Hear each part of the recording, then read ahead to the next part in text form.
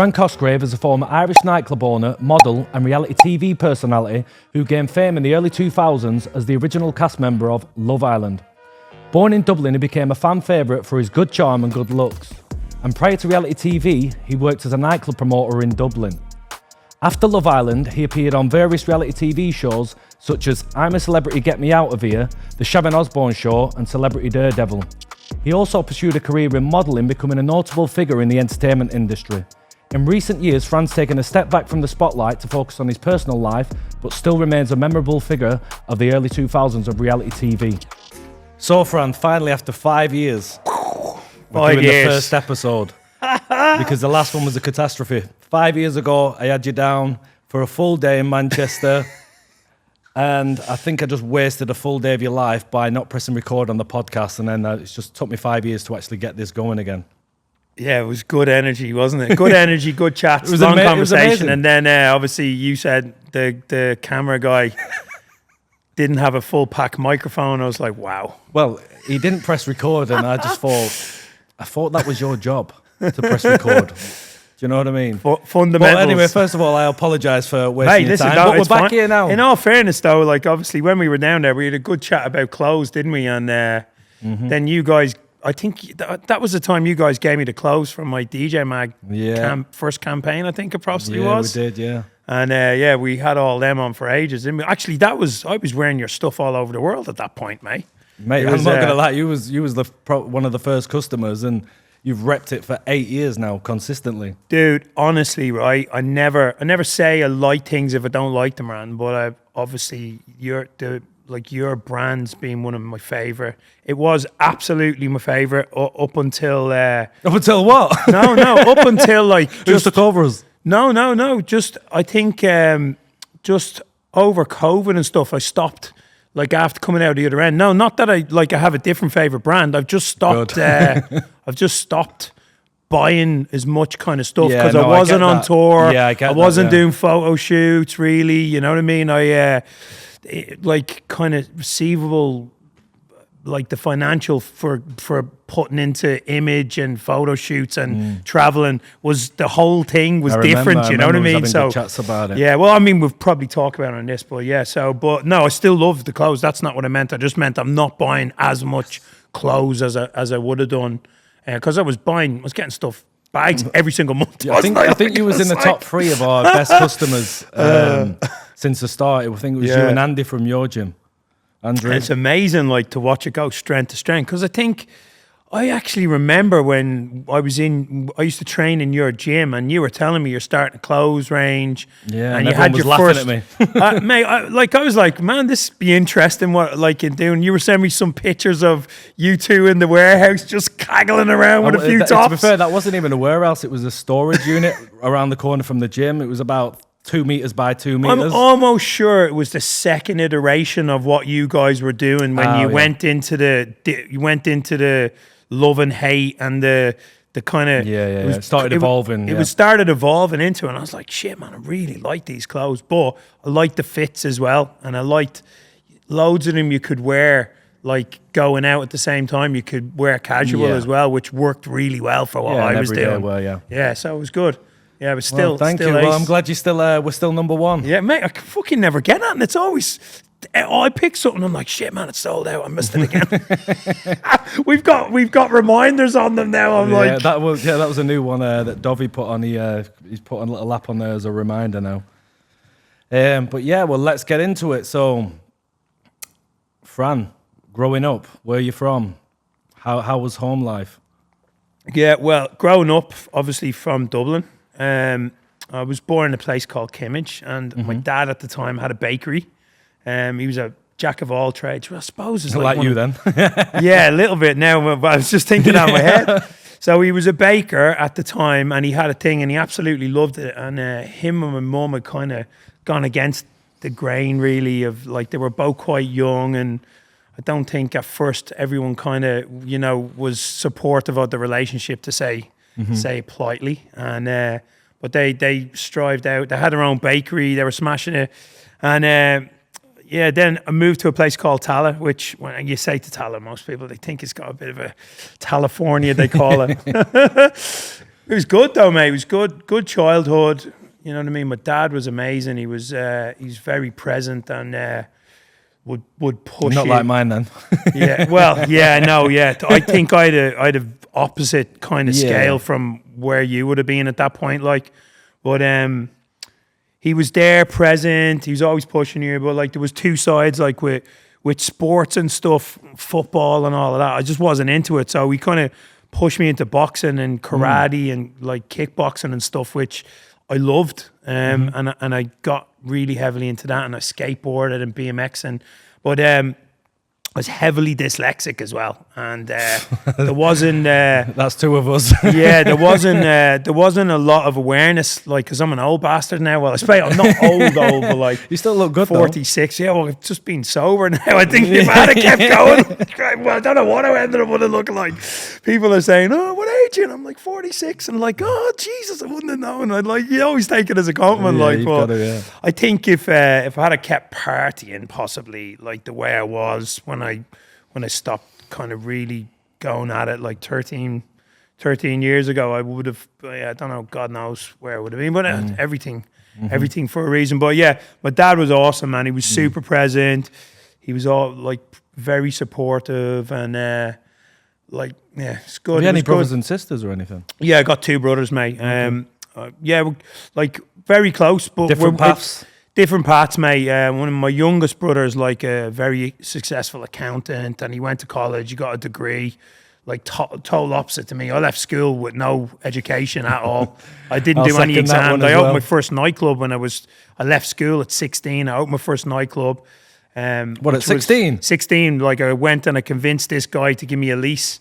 And we did a whole summer thing in a place called Leeson Street in Ireland, which was like an after hours area. But like, I kicked up a storm because all the other clubs had been fighting to get rid of problems and stuff. Yeah. And then I went in with rave was just like, dance music was absolutely off the charts at the time. Beat it back and we went in at a late night thing, and in our place we were, you know, I found out that if you had a private members club and people were members, you could do what I was doing, and everyone was like, "Yo, it's illegal." And I said, "Mate, we're a private members club," and it checked out. We were, and people were scratching their head, and it was weird because there was in Dublin on Leeson Street there was a rape crisis centre, and they had one of the people that used to come into my dad's business where I used to manage at a video shop. I was telling them, like, because they knew I'd been putting on club nights when I was young. It's just just what I did. I loved it. And they were like, they had this place underneath the Rape Crisis Centre they used to rent out for coffee and cakes. And I was speaking, and I was like, do you think they give it to me for like, because they were trying to raise, they wanted to use it to raise money as well. So I agreed to give them like 25% of anything profits. Where did you get that money at 16? Mate, listen, it was just one of those things. I was working, my dad had us, like, gave us a job, like, paid us properly when we were kids onwards. Well, so like, selling bread must pay well. I bought my first, when Jordans came out in Ireland and they were like, Nikes were doing, I was actually working. I was able to buy the things. I had stussy clothes, and everyone used to think I was getting spoiled from my parents, and I was like, no, I'm working, literally working all the time. Which you're obviously very entrepreneurial from a very young age. Yeah, but do you know what? I think it's really bizarre now because, like, obviously with the advent of everything I've done and all the studying and turning my life around, and obviously I've gone off and I've been a coach now for like 13 years, and unbelievable. I think, like, I recognize some crazy, like, kind of traits of, like, you know, with focus and realm and where you are, like, creating success, like, getting bored, losing it, blah, like ups and downs. It, aren't you? I mean, like, I've been on some insane, like, ups and downs, massive success, then complete fucking failures, and you know what I mean? It's like, over COVID, like, I had to, like, again, I was just going through doing what I loved up till, like, kind of the end of 2019. Like, our last show in 2019, we were in Mexico City. We were at Medusa Festival. I remember seeing the video. It was amazing, like, you know what I mean? And music was going well. We did some great shows that year. And then obviously COVID rolled in, and that was like, boom. You know what I mean? It's like... Well, let's take it back to when you were 16 and then you obviously was in the club industry. And then you evolved to being security for Boyzone. Like, how did that Yeah, come well, about? it started, well, God, it's like, That's so, crazy.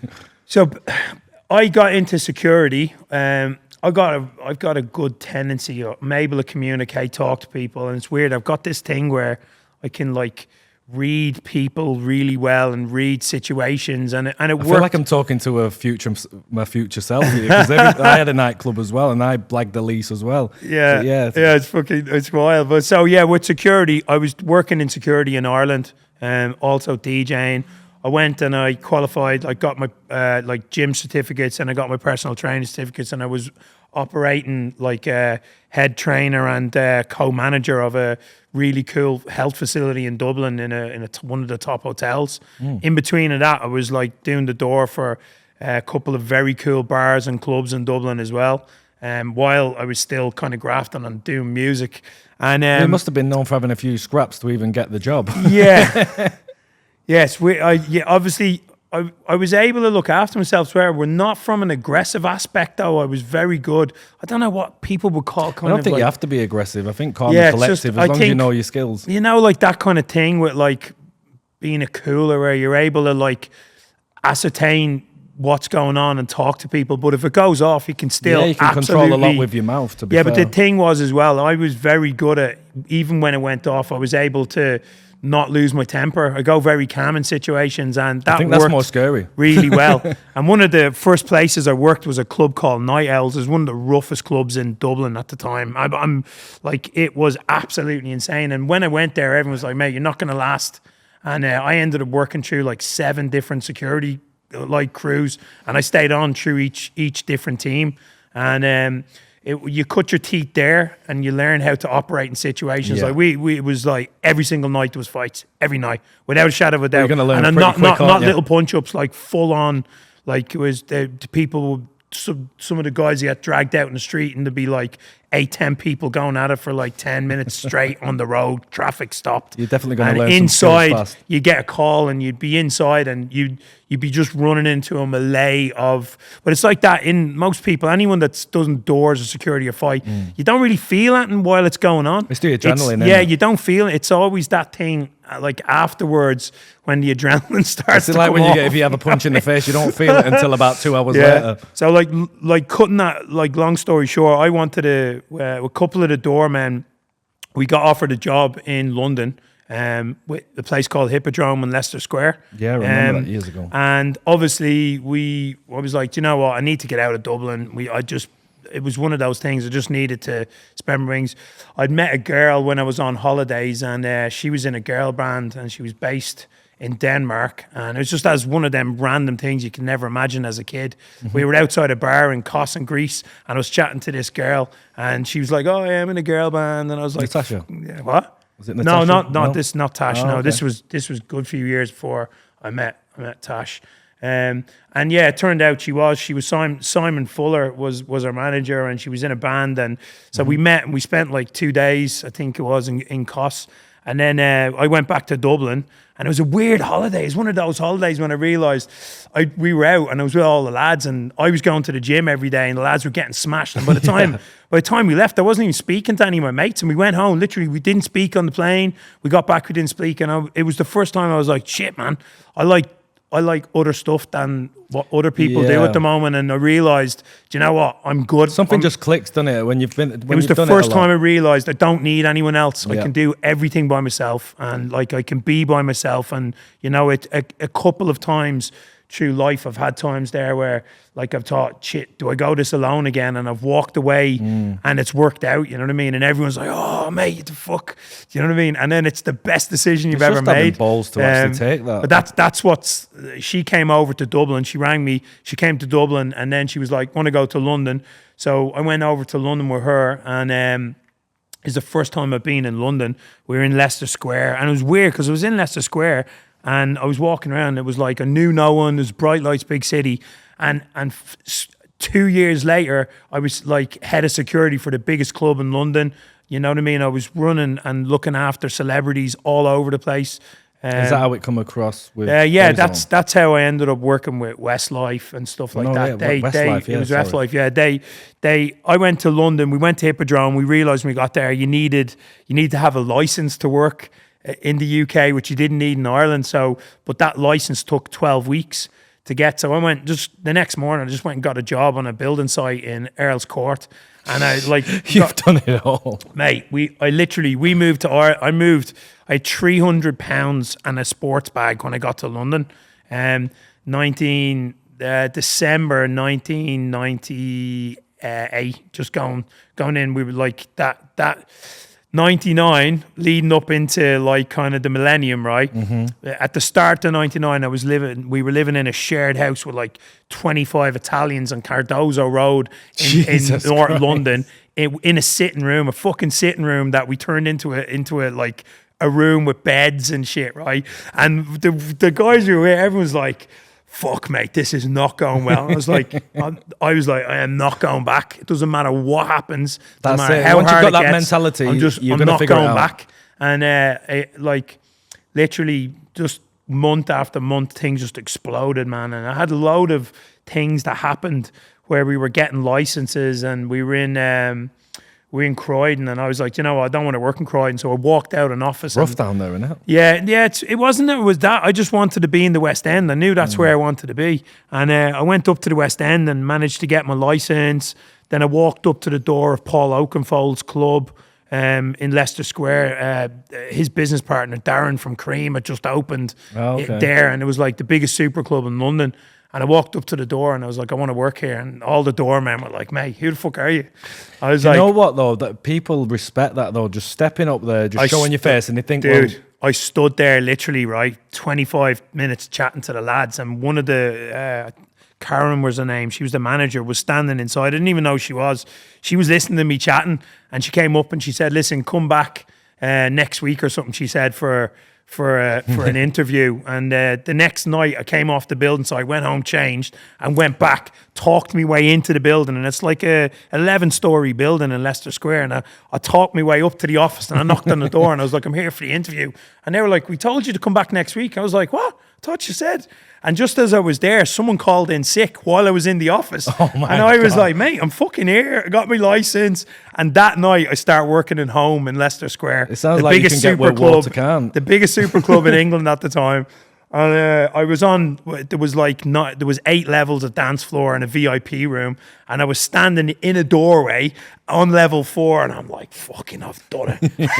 I've made it. And then like, fuck mate, 8 weeks later, I was head of security for the whole building. I had 60 people work for me.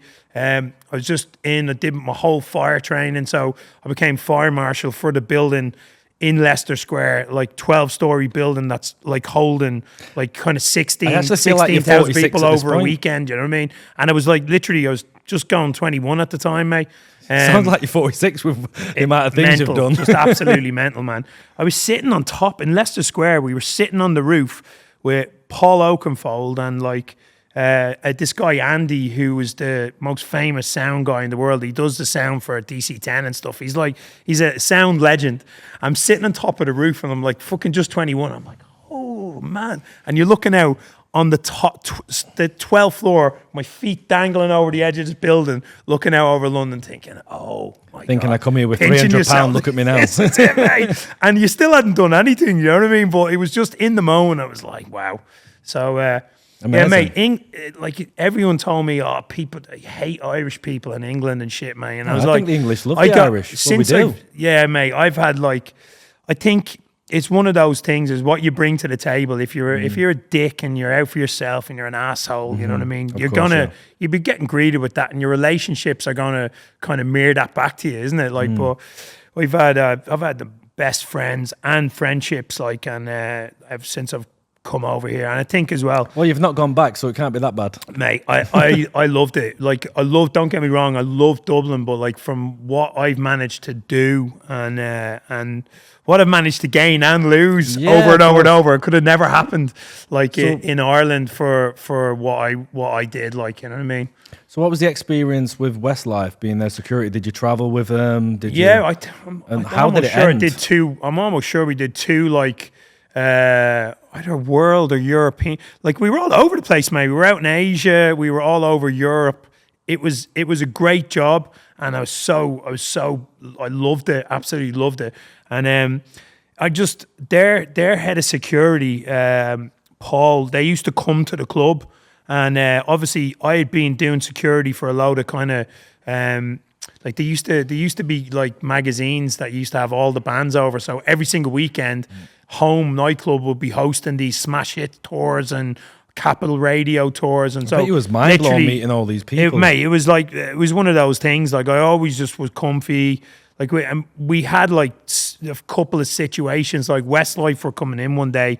They were doing like a live appearance at Home, and there was a massive crush outside. There was loads of kids in danger of getting hurt, and all the doormen were holding the gates. And just in a moment, all the kids were getting crushed on cars. And obviously, I just took control, got everyone to like drop the gates to the floor and move them back and start taking people off the crush and moving them back. And afterwards, like, a couple of the people involved in security and the personal security people had come up and were like, mate, you know, that was, you saved some people's lives today. It was mental. Definitely. I feel like back in the day when we didn't have no Instagram and stuff, like, people was crazy if you seen a celebrity and they didn't care about their own lives or anything. I understood it though, because people are, when people love things and they become a part of it, and you know, it becomes everything to them. Like, so everywhere you went in Westlife, it was insane, mate. Like, I remember. Hysterical. Like, there was like some of the things we did. They went to like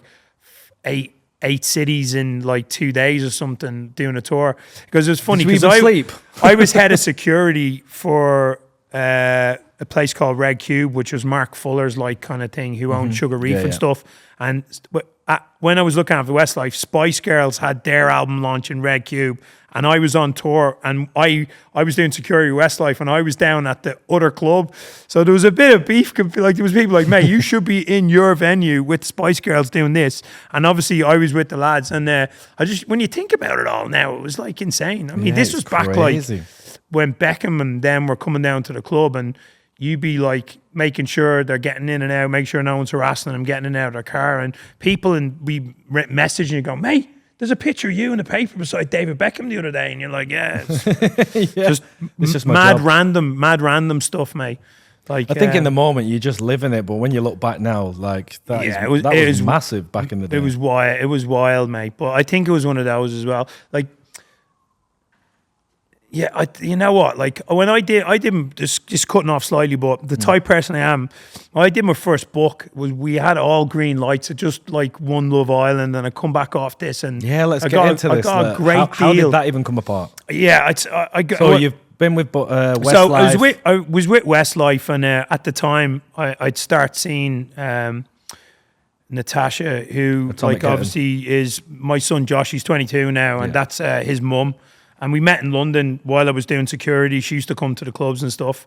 And I don't know, mate, just fell like crazy. Fell for the bouncer. It was like we were together, and then it was a weird thing, because at the time, like, I was told I shouldn't be doing this. It's going to ruin my career, because like, for all intents purposes, like, I easily saw myself in like the security industry. I loved it. I was doing really well. I just kept getting better and better work, and you know, but obviously this was a hiccup, because people were saying you shouldn't be seeing someone in that industry, you know what I mean? And it was one of those things, but we fell in love. It actually, at one point, Westlife, I actually got let go from Westlife because of it.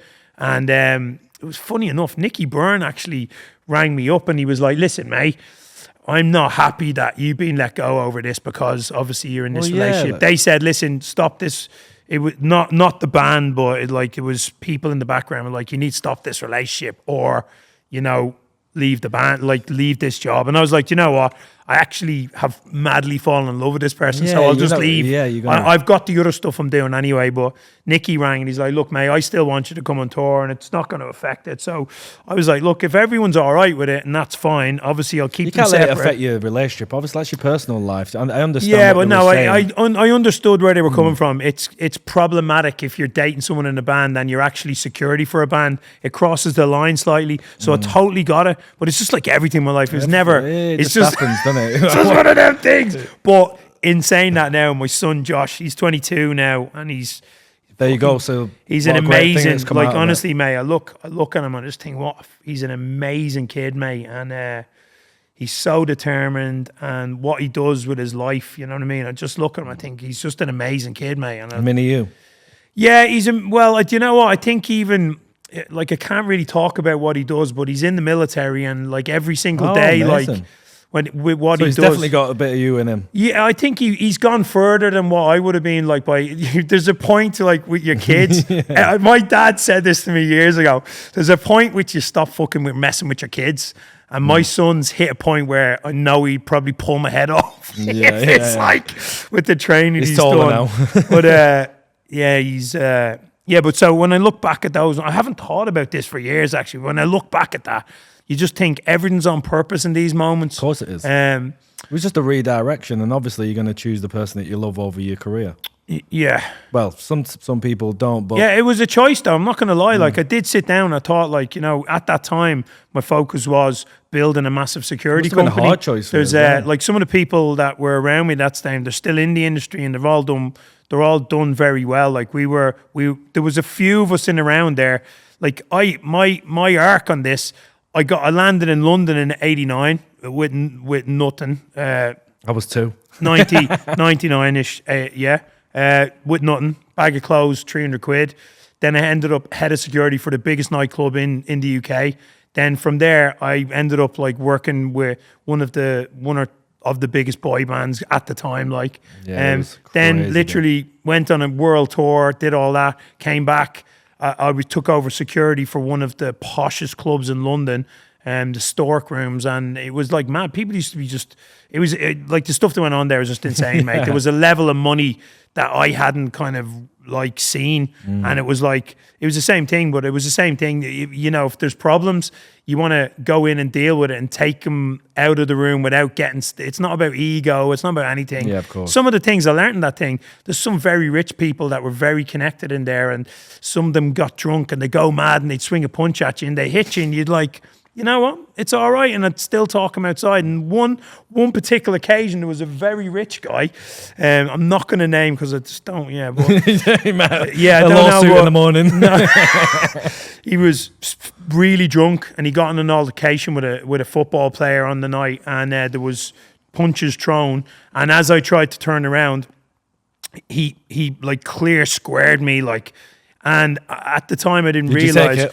Yeah, I took it, and I managed to talk him off the floor. But the two people were there. There was one of the high up accountants from the club that I was working at, and one of the other club owners was there. He was like one of the top kind of club owners in the UK, in London, like space anyway. And because of that one thing, I got called in the next day, and because I was there, loads of celebrities were coming down because they knew they get looked after and they'd be comfortable and all the rest of it, and no one would be selling stories on them. And they came to me and they're like, "Listen, mate, we want to go into business with you." And I was like, "What do you mean?" Like, and I say, "We've got a nightclub that's not working. We want you to become our partner. We're going to give you a quarter of the club, so it'll be split between the three of us, and we're going to give you a budget to do the club up, and we want you to take over the club and go in and run it and set it up and do it." And I was like, yes. And that club, 100%. We turned into one of the biggest clubs like in London that anything like we had. And what was it called again? It was called Click. Click. Mate, we literally had everyone and anyone like that was like Britney Spears, Justin Timberlake, Pharrell Williams came in and DJ'd. Prince came. Prince got up and DJ'd in the club for free. There was 500 people standing still, just staring at Prince. I was in the VIP room, and he doesn't drink or anything. And we had this like mural in the background, like this lit up thing with like some naked people with, oh shit. They had fingers touching, right? And he turns around and he said, "Man, can you turn that off?" I was like, "Absolutely." I was like, "Does it go off?" Well, like, yeah, so we had like that VIP room was an experiment, but I was completely engulfed with clubs from when I was a kid. I was obsessed with them, everything from Studio 54, not just it's like not the club, anymore, but the ethos of being involved and treating people well. So like I used to do things. I used to walk out to the door and there'd be a massive queue, and everyone knows about the VIP. And I'd have a smoke because I used to smoke, and the first person that lights a cigarette gets in free, champagne, blah, blah, blah. And a few people, but always someone would run up and light it, and I'd take them inside, I'd put them in the VIP, and I'd put them between loads of celebrities. And so the VIP room was like football players, movie stars, strippers, like kind of sports, like not just football, like all kinds of sports, kind of celebrities, TV faces, bands. It was mental, mate. You couldn't have put a madder mix of people in the room. And we did some like crazy stuff. Like we had like, I put a bed. There was a seat, mate. There was a seat, right, that was out in the club when we got the club and we inherited it. It's a long story short, but I was like, mate, get that in the VIP room. And we had like a pole in the VIP room, and it turned into like, I was like, make it look like a kind of a dancing pole. And fuck, I'm talking about this stuff for years, mate. But it turned into one of them things like that. The bed and the pole were like, people were just, it was hedonism on a level, like it was mental, mate, just mental. I wouldn't even go into it. I was gonna say, I mean, like you go from weeks where you'd have like, you know, S Club 7 in there, like kind of Spice Girls, Westlife, Boyzone. You'd have all big DJs. You'd have like famous football players. Like at one point, like the Tottenham football team were in there so much. I have it on good word that like the manager took him aside and said, if anyone's seen in that club, you know what I mean, you're in trouble. And at the time, a business partner was like a massive Tottenham fan, so he was like in heaven. He was like sitting there, the whole team just in the VIP. He was like, so yeah, it was good, but it was wild as well, though, mate. It was wild, and yeah, I remember you saying like back in the day when you got. I remember you mentioning the club, and I think you just went straight up. You was high up, and then you ended up losing it or something. Yeah, how did that come about? It wasn't as simple. It was like I was very young still, mate. You know what I mean? Like we opened Click like just after Josh was born. So you're going back like 22 years ago, mate. Christ, and we took a building that was going out of use to a queue down the road, and then obviously my business partner at the time was like, he's like, mate, you are amazing at this. You need to own more. You need was you drinking and stuff at the time? Huh? Was you drinking a lot of the time? It was like 24/7 party. Like, yeah, it was crazy. Like, and you were hobnobbing with like all the like people, but it was intense. It was an intense thing. And then obviously Josh was born, and Natasha went back on tour, and I was doing the club, and our relationship just... I was going to say, did it affect your relationship? Yeah, it wasn't working, man. So we ended up separating when he was very young. But I had all this going on as well, and loads of stuff, and I was drinking quite heavily and partying quite heavily, and, you know, at the same time I was working like mental hours, mate.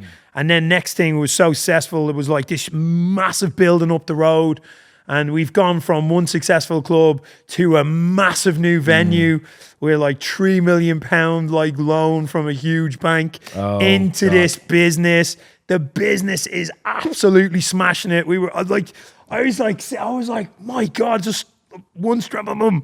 And obviously it's come down at some point. Just kept going and going and going. And then like something happened, and the club got closed down, and we ended up it's crazy to go into it, man. I'm not able to really talk about it. But we were in a situation. We got closed down. We got opened back up again when it all got sorted. But there was a period in the interim where we went from smashing it to no money coming in and money going out all the time. Bills were still there. Everything was still there. And it went from just like everything going well to the worst couple of months, and it was just like, oh my God. But then it's so in between this, I was walking down like Oxford Street, and I just got a phone call from like my manager in the club, and he's like, mate, ITV have just been on the telephone, and a woman called Natalka from I'm a Celebrity, Get Me Out of Here, and she wants to speak to you.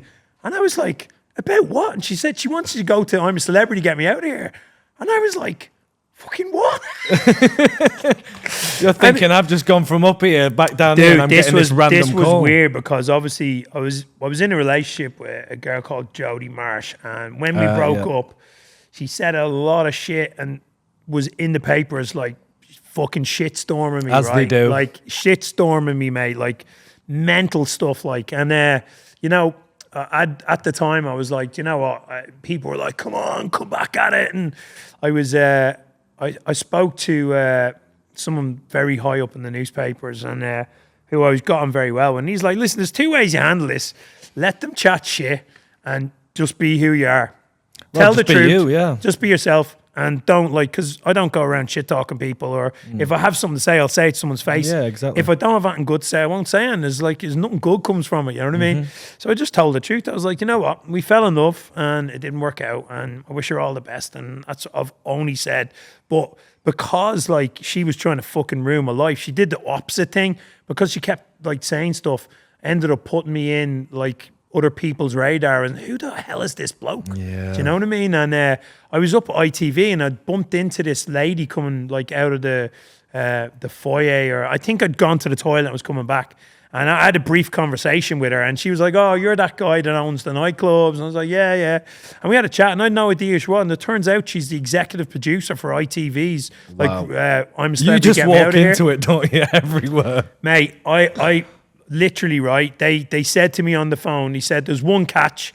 You need to leave London in like 24 hours or 48 hours. Well, you've or something. left before, haven't you? So. Like this was for I'm a Celebrity, and I was like, dude, what do I need to do? And they said, you need your passport. You need to like do this thing. They're gonna come and do a quick photo shoot, blah blah blah. And I was like, why is it happening? And as far as I'm aware, I'm almost sure about this, but Paul Gascoigne, I think, was meant to be going to the jungle that year.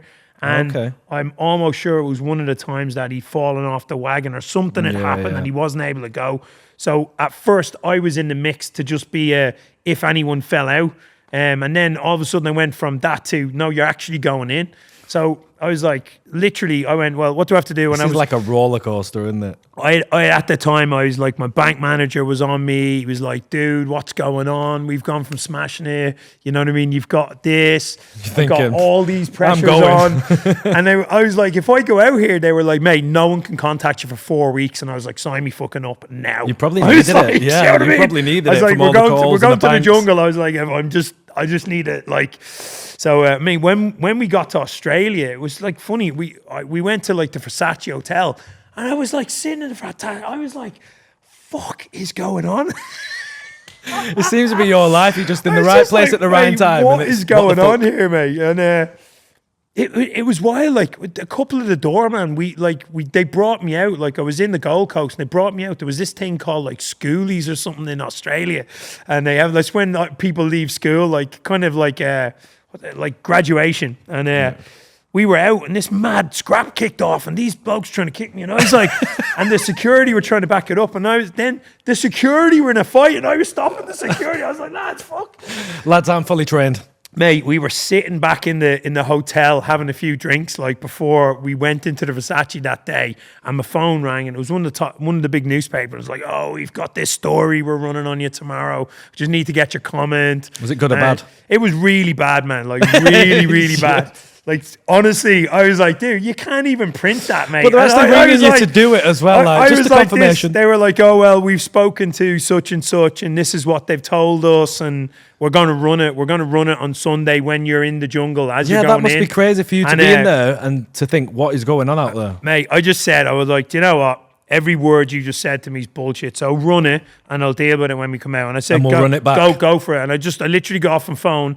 And the last phone call I made before I got my phone taken off me by the TV company was to me man. I was like, listen, she was kind of used to it because I put my family through a bit of shit, mate. Because I went from just being some fucking balloon just running around doing security to loads of stuff was in the papers all the time, you know what I mean?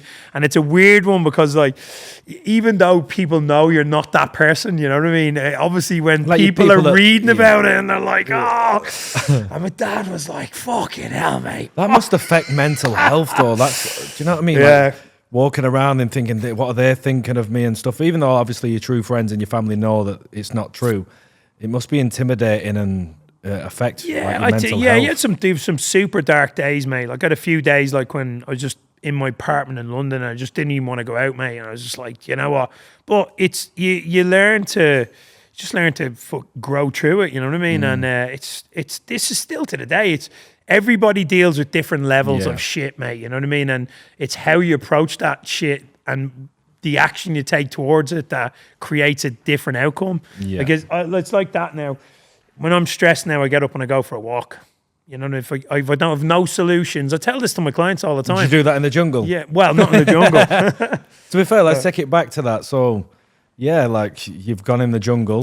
So my ma, right, just quickly, my ma said to me, she would just go in, just be yourself. Don't worry about whatever they're going to say in the newspaper. Just go and be yourself. And so the next day we went in to meet all these other, like, well, I say they're celebrities. I was just some bloom, man. I wasn't even a celebrity. I was just too random. I walked in and people were like, mate, who are you? I was like, and I was with who are you? Paul Burrell and Joe Pasquale and like Brian Harvey and Janice Street Porter, and there's all these people that you'd know, right? Yeah, I remember. And I was standing there, and one of these guys goes, "I thought you were meant to be a bird." I was like, "No," and he's like, people are like, "Mate, why are you famous?" And I was like, "Well, I'm not really. I amn't." And they're like, "What are you doing here?" And I was like, "Mate, I was straight up honest with people. I was like, I'm security. I've got no idea what I'm doing here." And it was like. Must have been surreal for you, that. Mate, it was crazy, but I just took it in my stride, and it was one of them. I just thought, you know what, I'm just going to do it. Loads of people had advised me. You had no choice, you're already in there. Loads of people had advised me not to go and do it because I was living such a wild life at the time, and you know what I mean? It was like, it's like anything. If anyone tells you not to do something, you're going to go and do it. I don't know. I knew I had to go and do it, and it turned out to be one of the best things that ever happened in my life, mate. And I literally thought, what an experience, though. Spend a few days, and I'd probably be kicked out. And it lasted like till the last 15 minutes. You know what I mean? I was like, I was sitting in the jungle that morning with Paul Burrell and Joe Pasquale, right? And I'm like, it's just surreal, mate. Just like, fucking is going on? And Paul Burrell was telling me a story about Tom Hanks. And he's like, yeah, and I was on the phone to Tom Hanks. You're just sat here like, I'm just a security guard and I'm in the jungle with you guys. And I'm like, what do you think got you to the final? Mate, you know what? I just go places and I am myself, and I think people like that as well. Yeah, I don't know. I still to this day, people were voting for me, and I don't know. I don't know what it was or any one thing, or just being at the right place at the right time. But people just resonated, and just people liked me, mate. It was like when I came back, my mind was blown. I couldn't believe it. I was walking down Oxford Street and people were shouting at me. This is like I just got off the plane. I just spent 24 hours with Paul Burrell on a plane telling me the most mental stories about the royal family and you've got to give us Princess Diana, and like I'd only known this guy from the newspaper and the stuff that it was said about him. And he was with me. I was like, I can't repeat a single thing he said, right? But literally, my mind. Not even one thing. My mind was blown, mate. You got to give us one. My mind was blown. I just what he'd gone through, mate. You know what? I've never really spoken about it, and it's just one of them things. That's why you need to. I don't even know. It's always one of them things. You know, I still speak to Paul actually quite often. We stopped on the interim on the way back. We were somewhere on the interim from Australia, I think somewhere in Asia or Dubai or somewhere, Oman, where we change over. And he went to a shop and he bought me one of his books and he signed it. And we were moving house just over COVID, and I found that book. And I was like, he wrote like an inscription on the inside, and it was like random looking back at it. But fucking mental, right? Just like mental. Anyway, so we got back and we were walking through an airport, and there was people coming up to Paul Burrell and they were like, "Oh my God, it's so nice. We've read your book." And I got a totally different side to the guy than I had when from like reading about him and being in court. And man, he's like the Queen. Went into court and stopped his court case. The Queen. How mental is just take into consideration.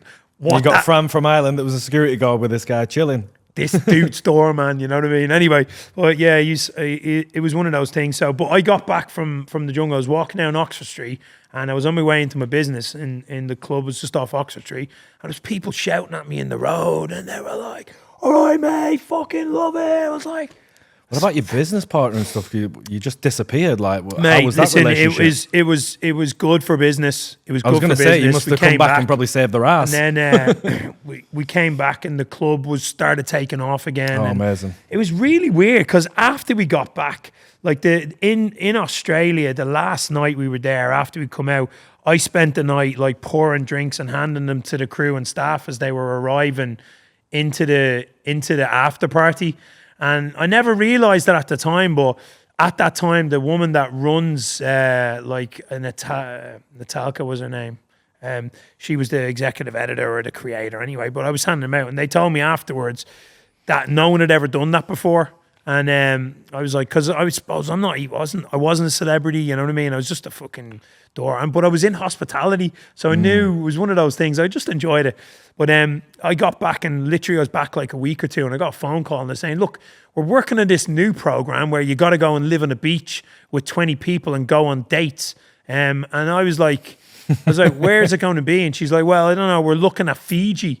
And I was like, and she was like, would you be up for it? I was like, fucking absolutely.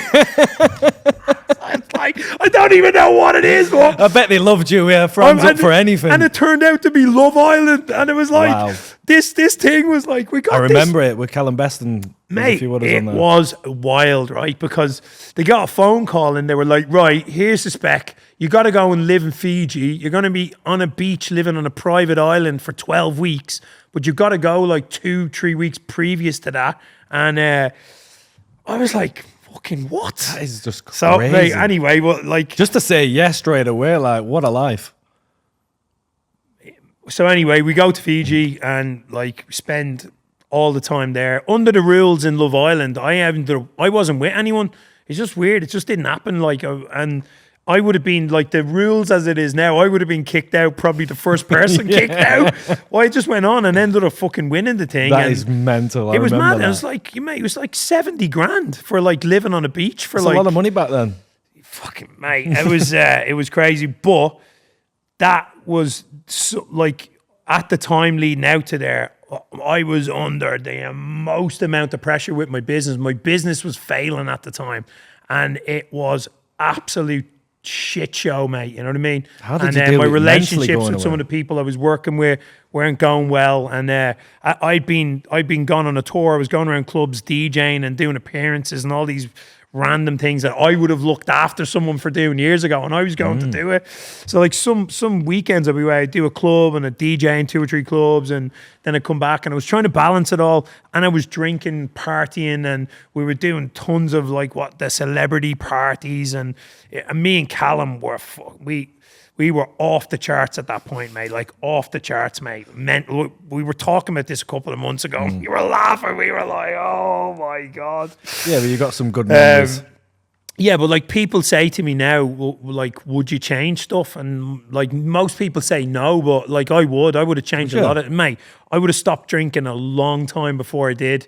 And I would have changed priorities for future-based, like financial future-based, opposed to rock and roll living like that it was at a time. So yeah, there would be changes I would have made now, because like so many amazing things happen. But like obviously when you roll into something like COVID and everything goes wrong, solid back-to-back wrong for 2.5-3 years, I got my ass handed to me over COVID, mate. And none of all that stuff like mattered, because the platform for stability underneath it wasn't prepared for that. You know what I mean? But like, I don't think anyone's prepared for anything like that. But I do remember when COVID hit and you was messaging me and you were saying my mental health's down, I'm not going to the gym, and I could see the effects. And I'm like, Fran, we've got a gym, we can go. Man, do you know what? That put a lease of life in me again, mate. You know though, I just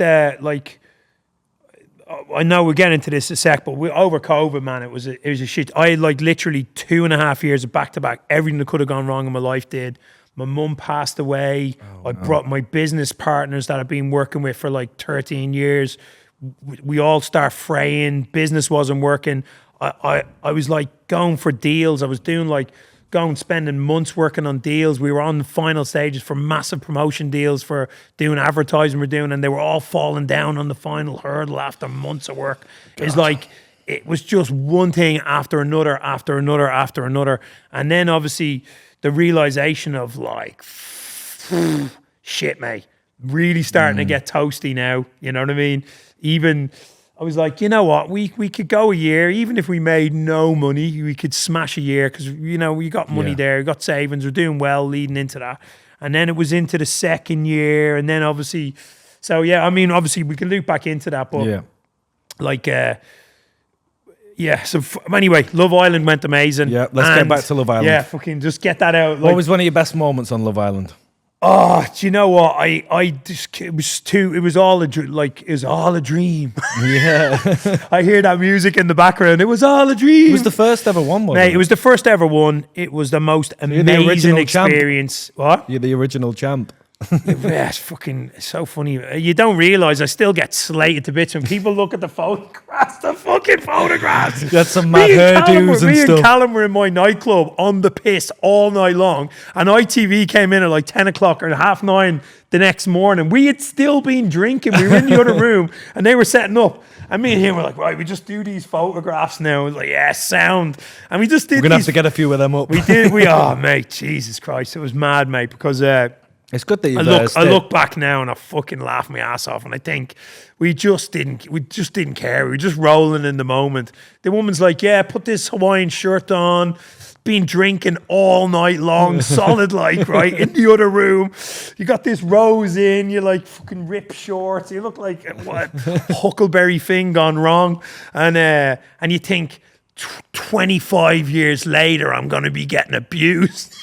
That is crazy, isn't it? 25 and you years. still gotta laugh. I'm definitely finding these pictures. And it's like, yeah.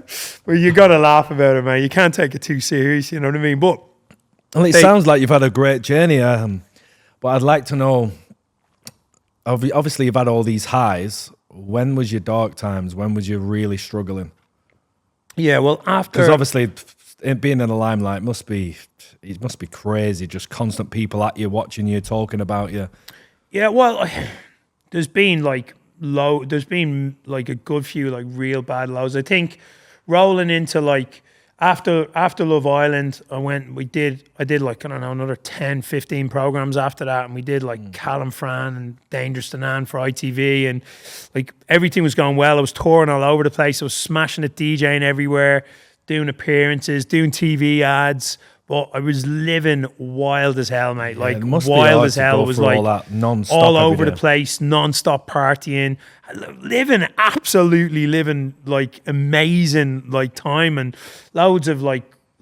But on the other end of it, it's the wheels start coming off when everything was going well. But then when things like 2007, 2008, like when the property market started fucking going haywire. That was a turning point at the time because I got caught really badly, and you made a lot of money, obviously, from all the shows and stuff. I'd done very well, mate. I'd done very well. Like the clubs were doing well, but then all of a sudden the clubs weren't going well, and like I sold my club to Peter Stringfellow. My last venue I sold to Peter Stringfellow. God bless his cotton socks. Now he's gone, but like all said and done, on paper, like. That club, I was like, that was going to be like your sale. On paper, worth £3.5 million, and I ended up selling it for half of that. And with the money that was still left over on loans and outstandings and all the rest of it, which I made sure nearly everybody that I had to get like sorted, got sorted, you know what I mean? As far as I could back. But I ended up just walking away with just like nothing on memories. Yeah, memories. But like, the same time though, like things were going very well, and I was like, you know what, it'll be fine. I'm smashing on the other aspects. It didn't go the way, but I learned a fucking super valuable lesson as well, mate. At the time, a lot of the back end running of that, all the accounts, all the checks, all the everything was getting run by my business partner at the time, and like without going into like again too much detail. It wasn't being done correct, and unfortunately, because my name was at the forefront of it, it looked like it was me, and it wasn't. Do you know what I mean? Do you not think you could have done something different by looking at this, or was you just too busy, distracted? Absolutely, 100%. One of my things where trusting people, and in that ratio aspect, like when I knew the wheels are coming off, like when you come into work and you make a deal. So in the business, I know my bit is to front it. I'm going to party. Yeah. I'm going to bring the celebrities in. I'm going to make sure we got PR and press, and you know what I mean? I'm going to be involved in the business aspect. I'm going to bring in parties. We're going on, man, we had like premieres for some of the biggest premieres in the world. You know, we had all Hollywood actors in all the time. And I mean, like all the time. You're like, Sometimes like Starsky and Hutch premiere, mate. You know, that's Wow. like wall to wall celebrities, mate. Like all the actors over, and everyone partying all night. You know what I mean? But all these things. But then on the other side, the people who are meant to be looking after the business, The back it end of started it, to yeah. get veered in a little bit. Like where I'd be coming back into the office at 10 o'clock, and I'd walk in, and in the back VIP room, the people that are meant to be running the business are all still partying, and the whole place is full of like all these. You're like, waiting for kinda, disaster, like, aren't you? Like girls and like, you know what I mean? And then obviously, but like you just, when you're in that kind of thing, you're still young, and it's just like, it is what it is. But like the wheels start coming off, and like in what I know now, massive changes would have been made there and then, like to adjust that. But again, I was just still one foot in rock and roll and the other foot in like, everything's going to be fine. It always works out fine until it doesn't. And then, But everything's just like a redirection, isn't it? yeah, like one of the worst times of coming into 2008, 2009, I kind of was like, I went and got a record deal. I got signed to Fatboy Slim's record label, which was a dream come true. And I got a decent record deal. Our first track, flew to Cuba, shot a video in Cuba. It was amazing. I flew back that weekend. I DJ'd with Judge Jules in a massive rave, like 5,000 people. And then I flew to LA. I was doing stuff in LA and then flew back. And this is the kind of stuff that was going on. And then obviously there was a great response to that first track until everyone found out it was me. It got played on Radio 1 and I was like, this was my dream. And then all of a sudden the reality TV thing at the time was still a bit like touch and go. If you look at like Joel Corey now, like where he came from, he's like one of the biggest acts in the world, but Massive, and it man. works with it, like because he's amazing at what he does and all the rest. But it was still in its infantile stage then, and it just didn't work. And it was like I was good because this is what I wanted to do. So we had that. Then I was getting offered TV programs like doing like air hostessing program. They had this, I can't even remember what the bloody thing's called now, but they had a TV program where you were doing like you were an air steward and all this stuff. Well, like I wanted to get into music. It's what I'd always wanted to do, and it wasn't working. So I started coming away from it. And then my agent was like putting me up for all these shows after shows, and I kept saying no. And then he was like, "Dude, listen, if you're not going to do shows anymore, it's not going to work, and we might as well go our separate ways. We've had a really good run on it." And I was like, "Do you know what?" So I was like, I don't know, mate. I just wasn't into it like the way I was, and you just couldn't keep doing it for the sake of doing it. And then through that, like a few other things hadn't worked out. And then rolling into like 2009, obviously I just had a whole year of fucking things going wrong again. It was one of them times. And I was just like, mate, it's crazy. And then my other half, like, she was like, she came home one day and she's like, you know what? Found out she was pregnant, and I was like, wow. I was like, what? Yeah, like, you know what I mean? It was like, it was a shock. Like, but at the same time, we were really happy. Like, but I was like in a place where my life was all over the place. Yeah, and, panic mode sets in, the worry. How am I going to do it? You know what I mean? And but in essence, it's the best thing that ever happened. Like, you know what I mean? It was literally, it went through a year of hell. Everything went wrong. I think you need to go through hell just to get the best things. Mate, I went through real hell though. On my businesses all broke down, and I had to. It was in a situation where I was like, I need to address like the way I'm living here. You know what I mean? Because I rolled my daughter. She's like 15 now, and she rolled in. Like when she was born, I was going through a period. This happens to me sometimes. Just everything kept going wrong. Nothing was going right, Story mate. of my life. Nothing was going right. And I was just like, I went from on paper smashing it and sorted for the rest of my life in the space of like kind of 12 to 14 months. My accountant was like, mate, There's nothing there. You're like this. You're in trouble here, mate. You know what I mean? Obviously. Anyway, so that had happened, but I hit really just depression, man. I had like a really bad time. I just cracked one time. I was in my kitchen and just something snapped and I rolled down against the wall and I was just like, oh my God, how the hell have I got here? Lost everything, fucking, you know what I mean? Everything that could have gone wrong in the space of like 12, 13 months went wrong. And how did you get through it? Like, what was the things you were doing to get through it and get yourself back on your feet again? Yeah, well, you know what? If it wasn't for my ma, I wouldn't have got through it. Like, she flew over from Ireland. Mums are always there, aren't they? She was trying to get me to change the way I was living, and I wasn't there yet. I tried a few times to change the way I was living, and I was 1 foot in, 1 foot out, and it wasn't working. And a few things had happened. Like I'd been out doing a show, and after a club one night, I was like pretty drunk, and a few lads tried to start a fight with me. And even though I was quite drunk, I got attacked by 4 of them, and I ended up going through all of them, and I put 2 of them through a shop window and fucking picked them up, and it was all on fucking it was a mess, mate. But only thing that saved me was on camera that they'd attacked me, and even though it had gone off, it was one of those things that was just like, well, I was just sitting, and my mum flew over, and she was like, mate, what are you doing? All sorts of shit out, you know? It's like, you can't keep going on like this.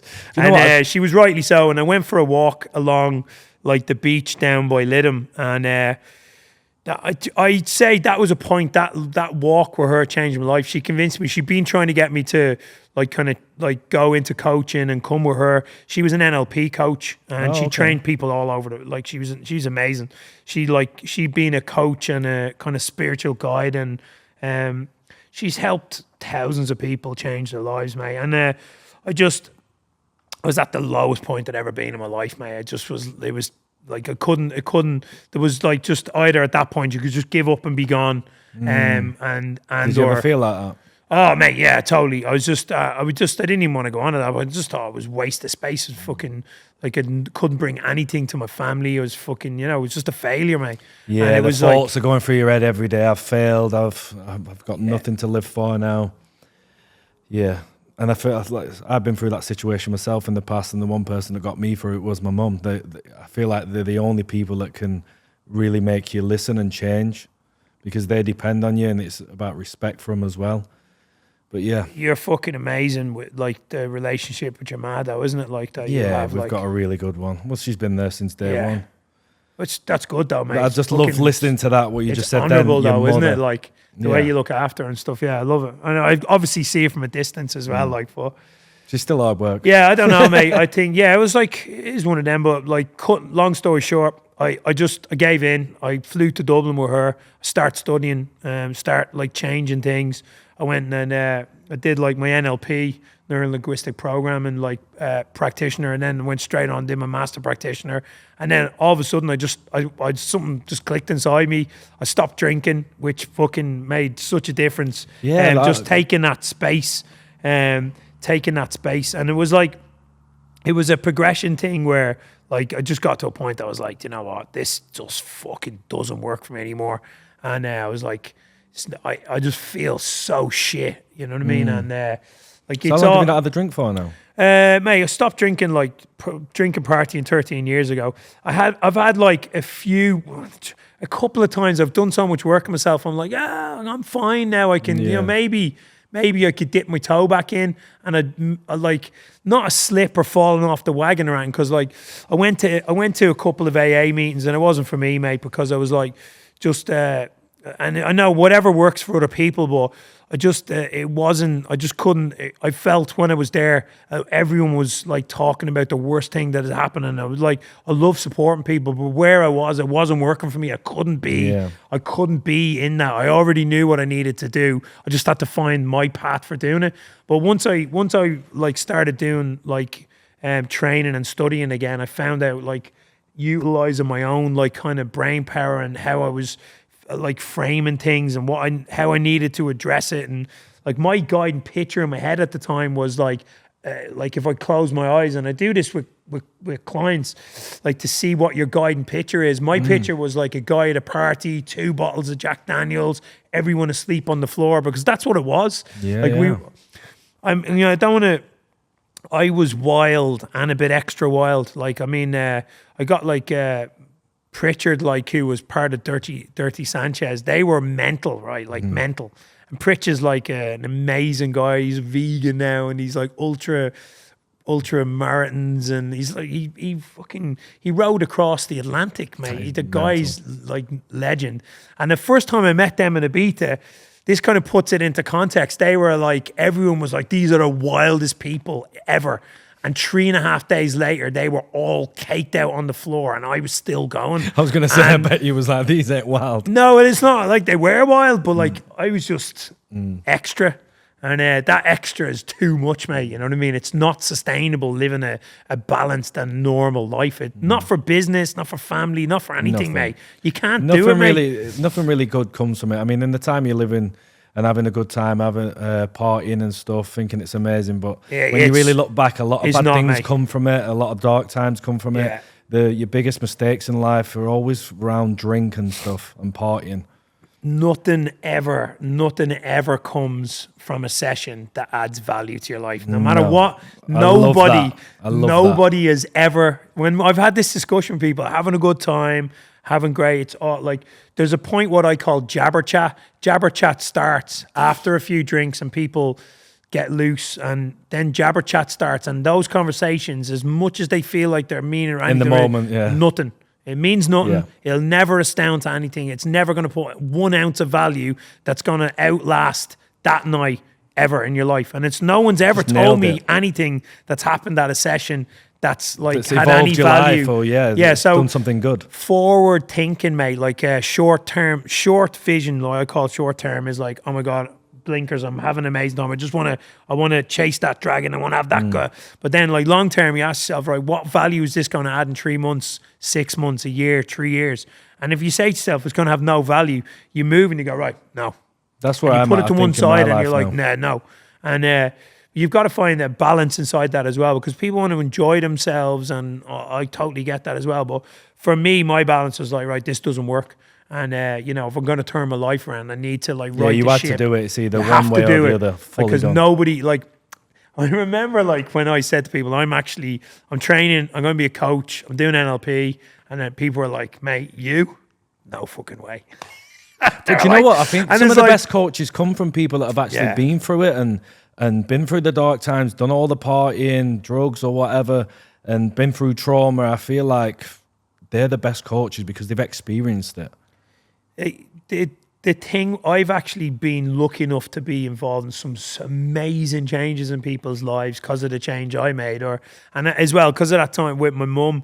Like she was like, I learned a lot when I started actually studying again, because like all the changes to like mindset and structure, balance, framing, language, kind of all of that stuff that was like going on. Just turning down that noise, and all of a sudden, and you're quiet, and that something magic happens. For once in your life, like, something magic happens in that quiet, mate. You know what I mean? You can find yourself again. And when I look at now, when I was like 2009, it was the fucking one of the worst years in my life up till COVID. And when I think I was thinking, fucking, I don't think I've got it in me to turn this around again. And then from that point, I ended up going on coaching. I'm coaching people all over the world. Get my first #1 with my music, which was my dream.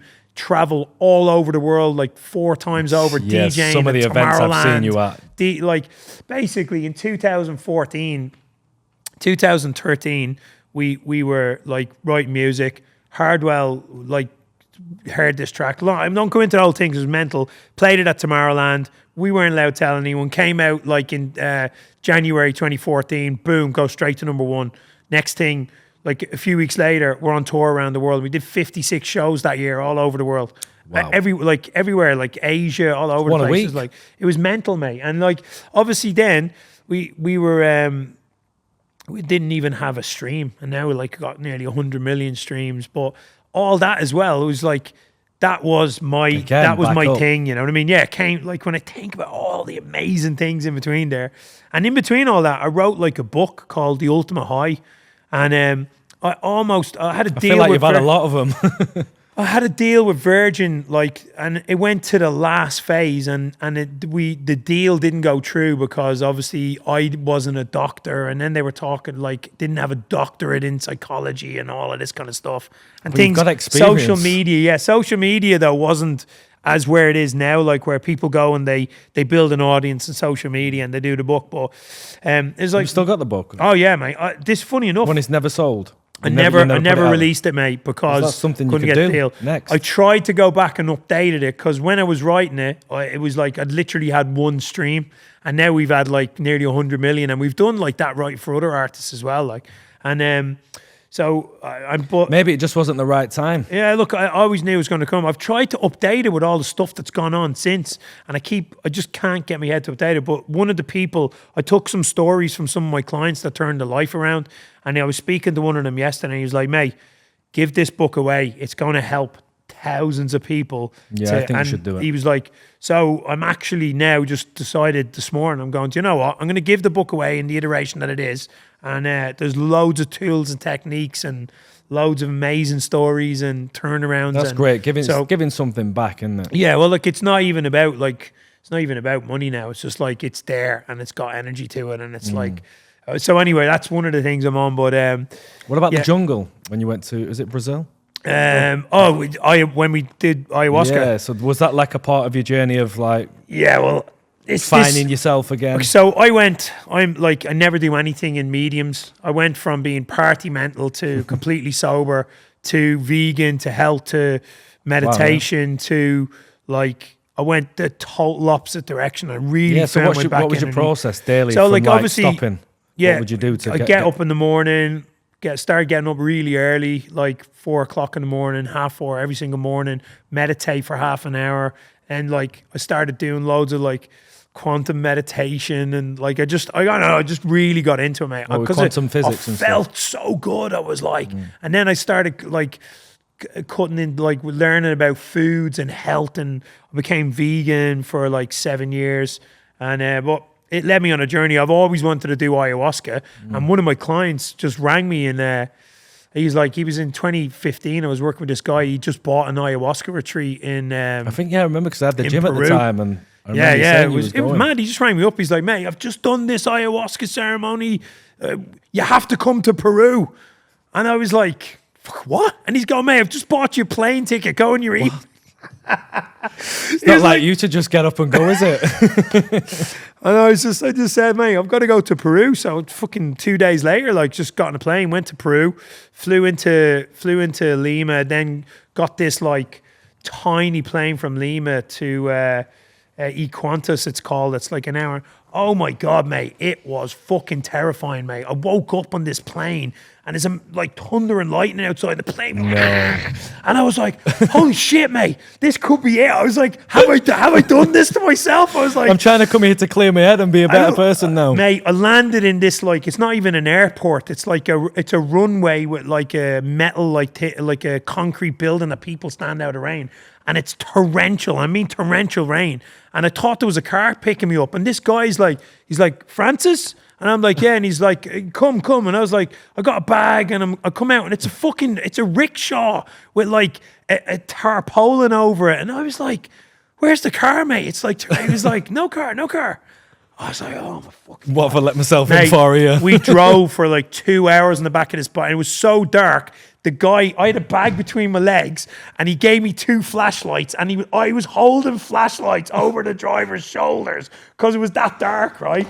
And we were going in, he's like, oh, we're about to cross a river. It's very dangerous. I was like, what, mate? This is not a TV show anymore. This is real. Like, anyway, mate, so we've gone through this thing. I've got into the ayahuasca retreat, and it was very early in the morning. It was pitch dark, and it was absolutely insane. I was just like, it was the wildest thing ever. As the sun started to come up in the morning, I was looking around. I was like, we're like in the jungle, like fully in the jungle. And I was like, the guys are like, mate, no telephones. It's a 40-minute drive to like wait back to in get I'm a Celebrity. and But it was what an experience, mate. I think it was just an absolutely amazing experience. Yeah, so I've heard a few stories about this. I've always thought, would I do it? But then when I've heard some stories, I think, do I really want to see these things? Do I really want these things coming out of me? Yeah, I remember, is it ayahuasca, the drink? Basically, ayahuasca is like a mixture of like bark. I mean, it doesn't taste good to drink it like. Well, the stories I've heard, I don't think it's ayahuasca there's loads of like mixed stories in it, but I think the way I approach it, like your body clean, detox before you go. Obviously, also I was on that thing. Clean eating, no drinking, no smoking. drugs, no like really detox your body to get the best experience out of it. Like I saw and took part in like I think 8-10 ceremonies. What did we call ceremonies over there? I only took ayahuasca 3 times though. You must have liked it. The first time it didn't work. Okay. I like it was so bizarre. I never like I was. You have to like train yourself. Is this why you have the ceremonies to train yourself for it to the work? shaman David, he's a very cool guy, man, and he's actually Welsh. His brother is Richie Ahmed, who's a famous DJ. Live and like insane in the jungle. He had gone out there, right, and the shaman out there had taken him and said, like, knew that he was sent here for a reason. He's like an intense but like awesome dude, man. I had to, I'm never really told too many.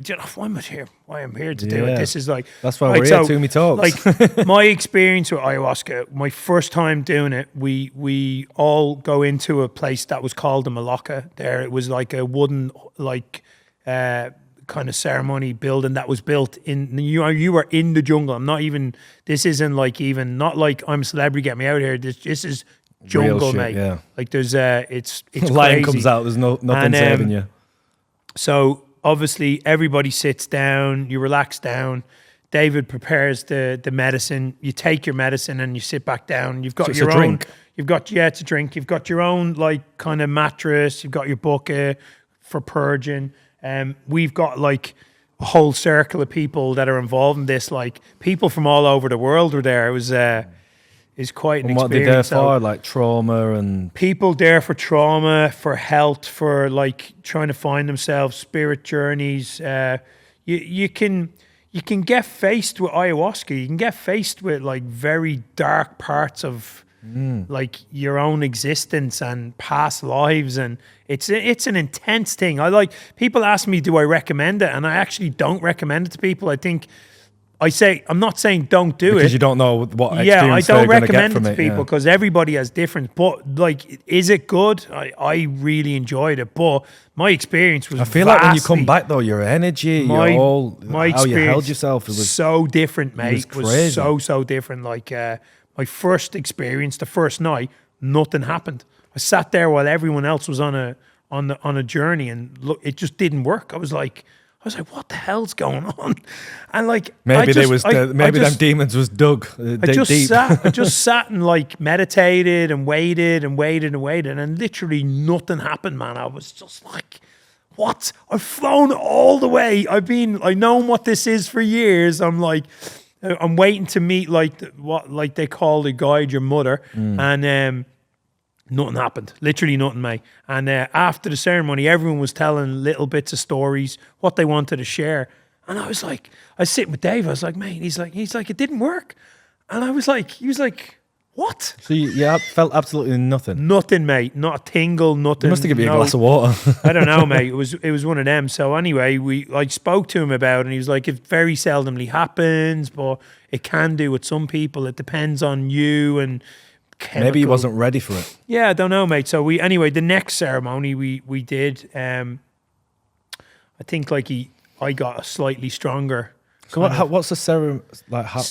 What happens? Ceremony basically is David's like a shaman, and he leads the ceremony. So everyone takes your medicine, and you sit inside yourself. It's quiet. You don't touch each other. It's a personal thing. Does he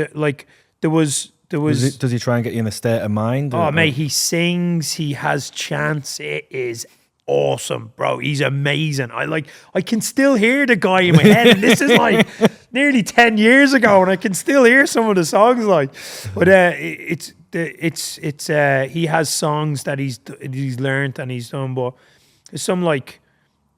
Yeah, there's some, but like my second experience was like a lot, like was very short as well, mate. Like I was sitting, I went on my own kind of thing, and I went somewhere, and like what I saw was like nothing that what everyone told me was going to happen. Like it was totally nothing, and it was actually unnerving slightly. And I was in a place where like there was something. It was just darkness, mate, and it was like. I was at like a point where I knew I was in the presence of something dark, and I couldn't see what it was. And then all of a sudden it just stopped, and I was like, again, mate, come back. This was not like to my kind of what I was expecting.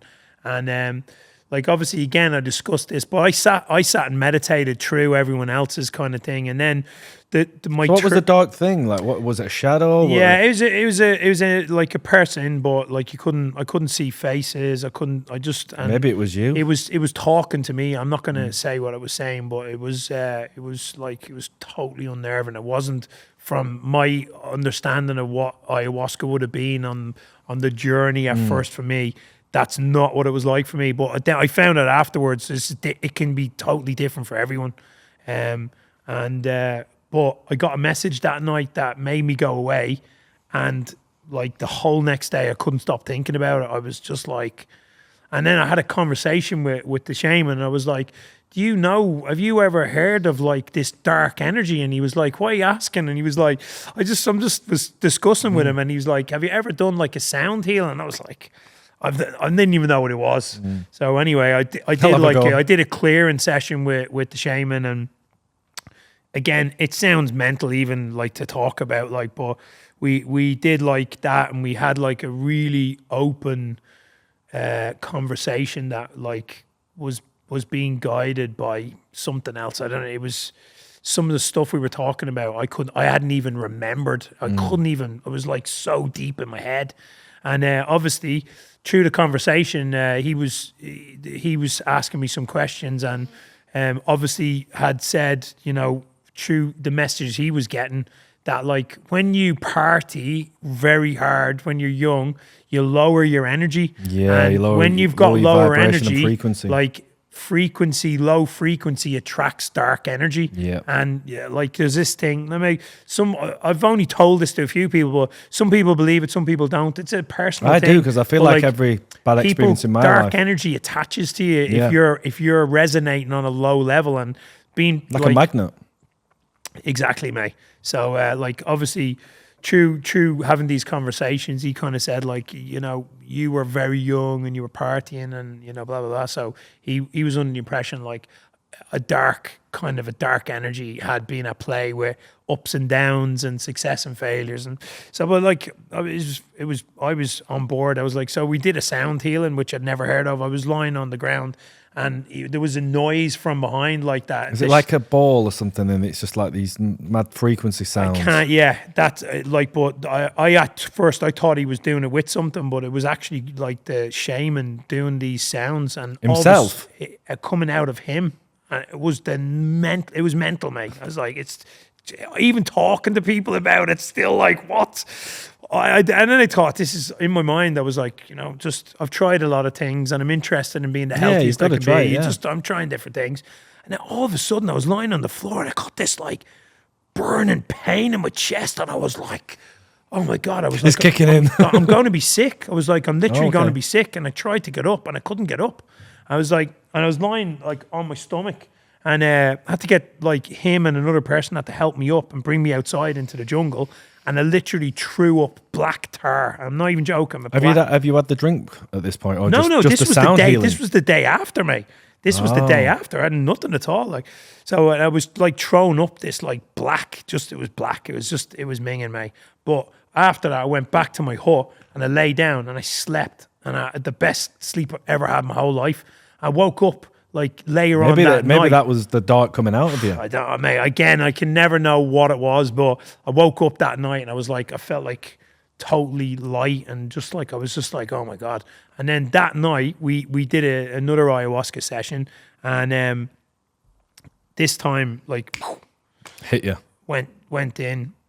Literally, it was the most vivid, like graphic mentalism. You've got to tell us. Like, this is the thing. These stories of people are, I don't know. It's some of the stories I always say with ayahuasca is like you can't understand them when you're sharing them with other people, but like it's so real that like you open your eyes and it's still there, and you close your eyes and it's So like, what did you see? It's like, well, I went back through different stages of like what I found out was probably kind of past life situations that you wouldn't have had any like earthly knowledge of, but and then all of a sudden I just had a conversation with someone and basically told me not to drink, not to do whatever you're doing, all the kind of stuff, the message. And at that point I was just like, right, that's what I need to know.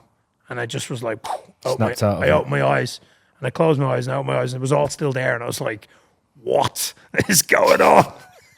And then I closed my eyes and I would panic. Me, I'd have anxiety. I was sitting down, but as I'm from where I was, I thought I was standing up, and my feet just exploded in a ball of flame, and I went up over my body, and I opened my eyes, and I was just like back in the room, and I was like,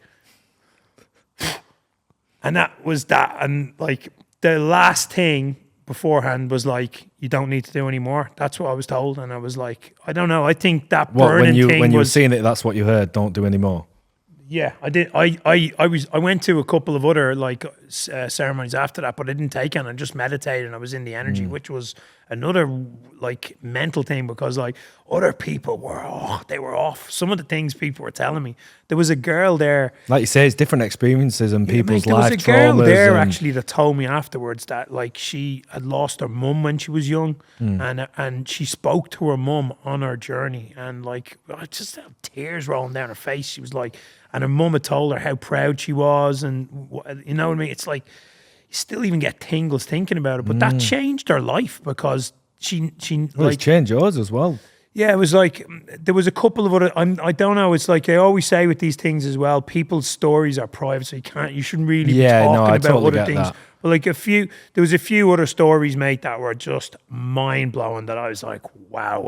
And I think because you'd experienced that, you're actually listening to them and you think, I actually believe them. Oh yeah, 100%, mate, 100%. But like very positive stuff. But there was a few younger people that had come there. There was a couple of people that were trained to be shamans from India, and one or two of those guys, they were on like when everyone else came back, they were like what you'd imagine someone at a party that was smashed and like that kind of thing. So it was a weird like structure. But people that do you recommend it? I don't recommend it to anyone, but I say, you know, if it's inside you, you're going to do it. Something will tell you deep inside that you're ready. Something and you inside you's guiding you to do it. Yeah, like you're going to do it. You can't listen to somebody else. Yeah, I don't think it's one of those things, because like I know this sounds mental, but like still all these years later, things keep still coming back to me. So it's not like something that stops and starts. It's an ongoing thing. I got times when stuff pop into my head from that short time on my last ceremony that still make like I'm thinking, oh my God. And you get a message again. It's bizarre, mate. And like this is gonna sound insane to anyone listening. It's very mate, interesting, like, to be honest. It's one of those things that there's a lot of people do it over in the UK now as well, because I've spoken to quite a few people. What's is it Cambo? Cambo. Yeah. I don't know if Cambo's in the same intensity. I know it is like the same process, isn't it? Yeah. But there's some of the boys we know as well are like full practitioners of that, and yeah. they've been making some big changes for people's lives as well, haven't they? sure. Like, but yeah, I think we're living in a time where like things are different. People I feel like everybody needs something right now. 100%. It's crazy. No, but look, again, just when I thought, like, you know what, I've got this sorted, I've got myself on track. Bam, COVID hit, and my life just one thing after another. I mentioned earlier, one thing after another. Like I literally, like in 2022, 22 going into 23. The worst 2 years I've ever had, mate. Yeah, the I remember lowest, you going like through that. when I thought like my last lowest point was bad. This was the worst ever, man. I was literally at one point, I just woke up one morning, I was like, I'm done. I just don't think I've got it. I don't think I have it in me anymore to turn this around. Like, and everyone, like, I just thought the energy that goes into like, just, you know, being a doorman to owning a nightclub, being like a nightclub owner to being on the TV, being a TV personality to, you know, traveling the world DJing, to like being a coach, to and trying to be a family man in between it as well. Yeah, well, like this is the pressures. I think like as a family, like people say to me, you know, what's the proudest moment of everything you've done? And like obviously my kids, every day. I think my kids a lot, like I've been sent more fucking to teach me than me to teach them. Like, and I still like, I don't think there's no like right or wrong way. You just got to do your best. Like, but I feel a bit bad because like my kids have been through a lot now over COVID as well. They've experienced a lot of shit. I wouldn't like them, like struggles and stress, and you know, we went from being pretty after comfortable. Effects on like children with that. Yeah, anyone asked me, like, things went fucking really wrong for me, mate. You know what I mean? And we hit a good stage where we were. How wrong? Yeah, like really bad, like the lowest I've ever been, like from a financial perspective, like just fucking destroyed, mate. And then I thought we'd slingshot in, and I thought, you know, I'm going to pivot and do some other stuff. And unfortunately, for the first time, like in my whole life, I really went down the road to do some things, and none of them worked out. None of them. Like usually, if I got 5, 6 things, one or two of them always work out. To thinking it always works out somehow, and I got it wrong, mate. I was in the wrong place, wrong time. Things weren't working. And don't know whether it was inside me, whether like something was going on inside me, and you know as well, my mum was my best friend, and like we lost her just so unsuspected, like, you know what I mean? It was she wasn't well over COVID, but then like she ended up going to hospital. They'd missed some exams and found out, like, you know what I mean? That must be so frustrating with all the things that we've spoke about with COVID, and then they're missing things, like distracted. Unbelievable, mate. And then obviously they found you know what I mean? She wasn't well, and they said they could operate, and don't worry, you know, it will be routine, and you know we're going to be able to look after her. And then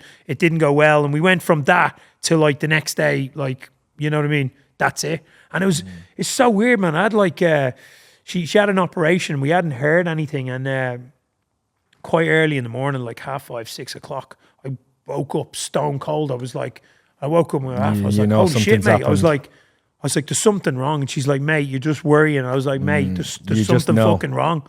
My mum was just in the room with me, and she was like, mate, you know what I mean? And I was like, I'm telling you, mate, something's wrong. And then a couple of, like, shortly after that, the phone rang, and it was like, you know, there's been complications. You need to get to Ireland now.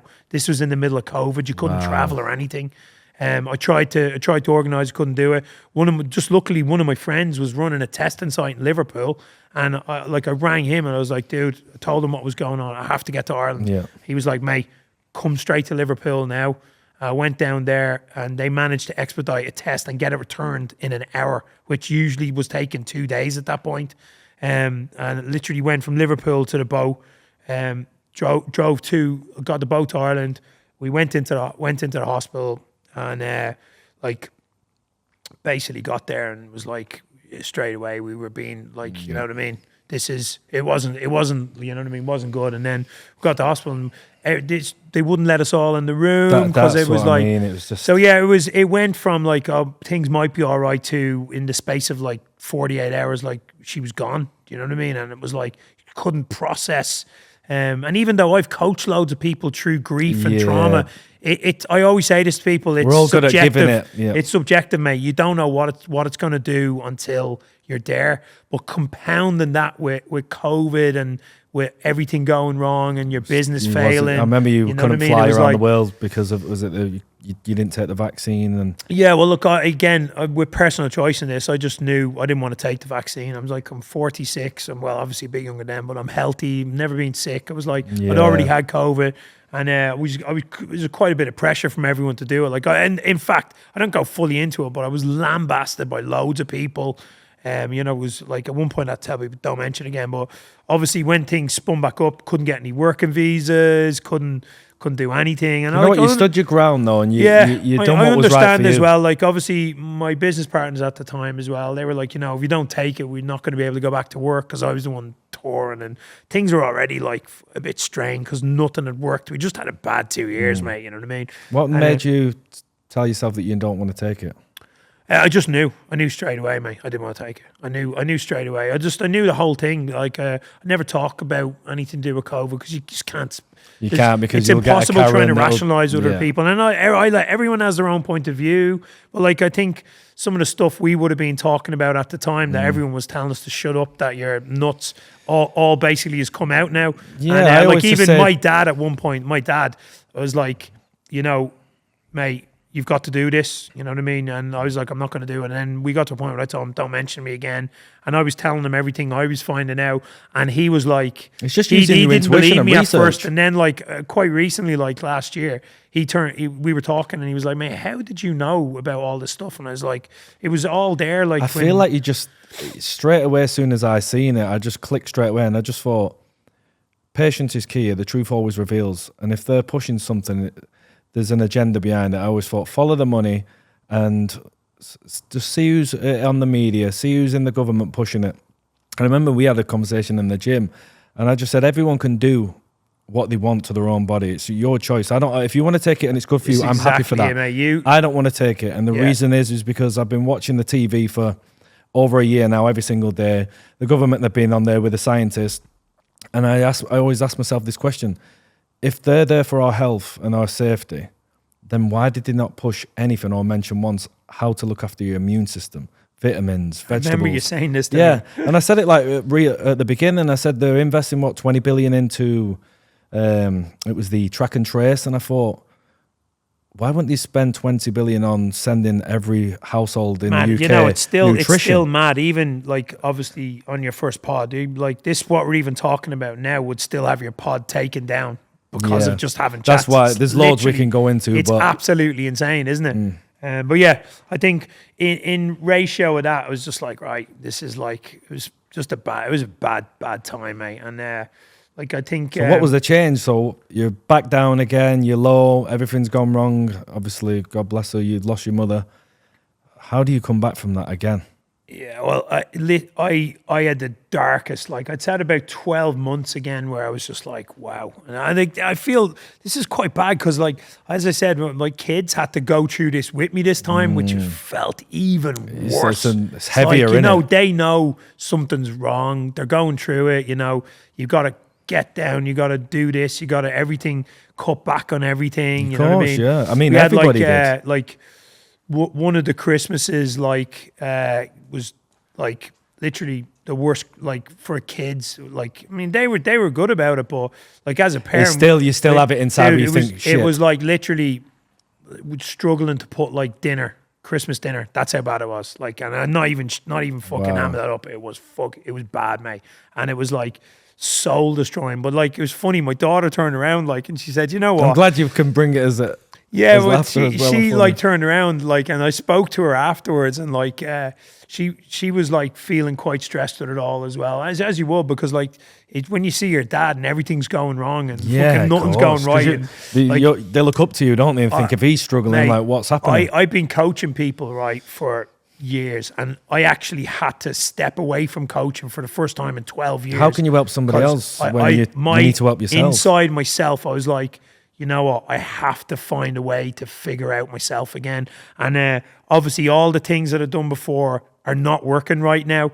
And I was like, I need to find a new way forward. And then I went back to basics again. I was like, you know what, so I've got to... I remember he was making some music and stuff in lockdown. Yeah, well, like obviously making music and all. Like, well, I've just, to be honest now, put music in a rearview mirror. I got like, it's one of the hardest things I've ever had to do, because like, in somewhere inside, it's just something that's so important to me. But right now, like for as a future, me spending a quite lot of risky time as working well. and building and doing this, if that never happens again and it's all goes P-tong straight away, you're fucked. Yeah, you need to build some It's not- foundations again. I'm getting to that point now, mate, where like I just knew I had to go in a different direction and I wanted to do something. And then like I always wanted to do something with coffee, because when I stopped drinking, like coffee was just my thing, and it's always been there. And I travel all over the world, and everywhere I go, I'll put my bags there and I go like straight to get coffee. I'll try different coffees all over So the place. this is the new journey that you're on. Yeah, well, listen, I just went, right, I'm straight down, I'm going to coffee. I was like, you know what? I'd been speaking to people about doing promotions. We had this idea for vans, and I was speaking to a couple of coffee companies, and then I was just like, you know what? I need to just do this myself.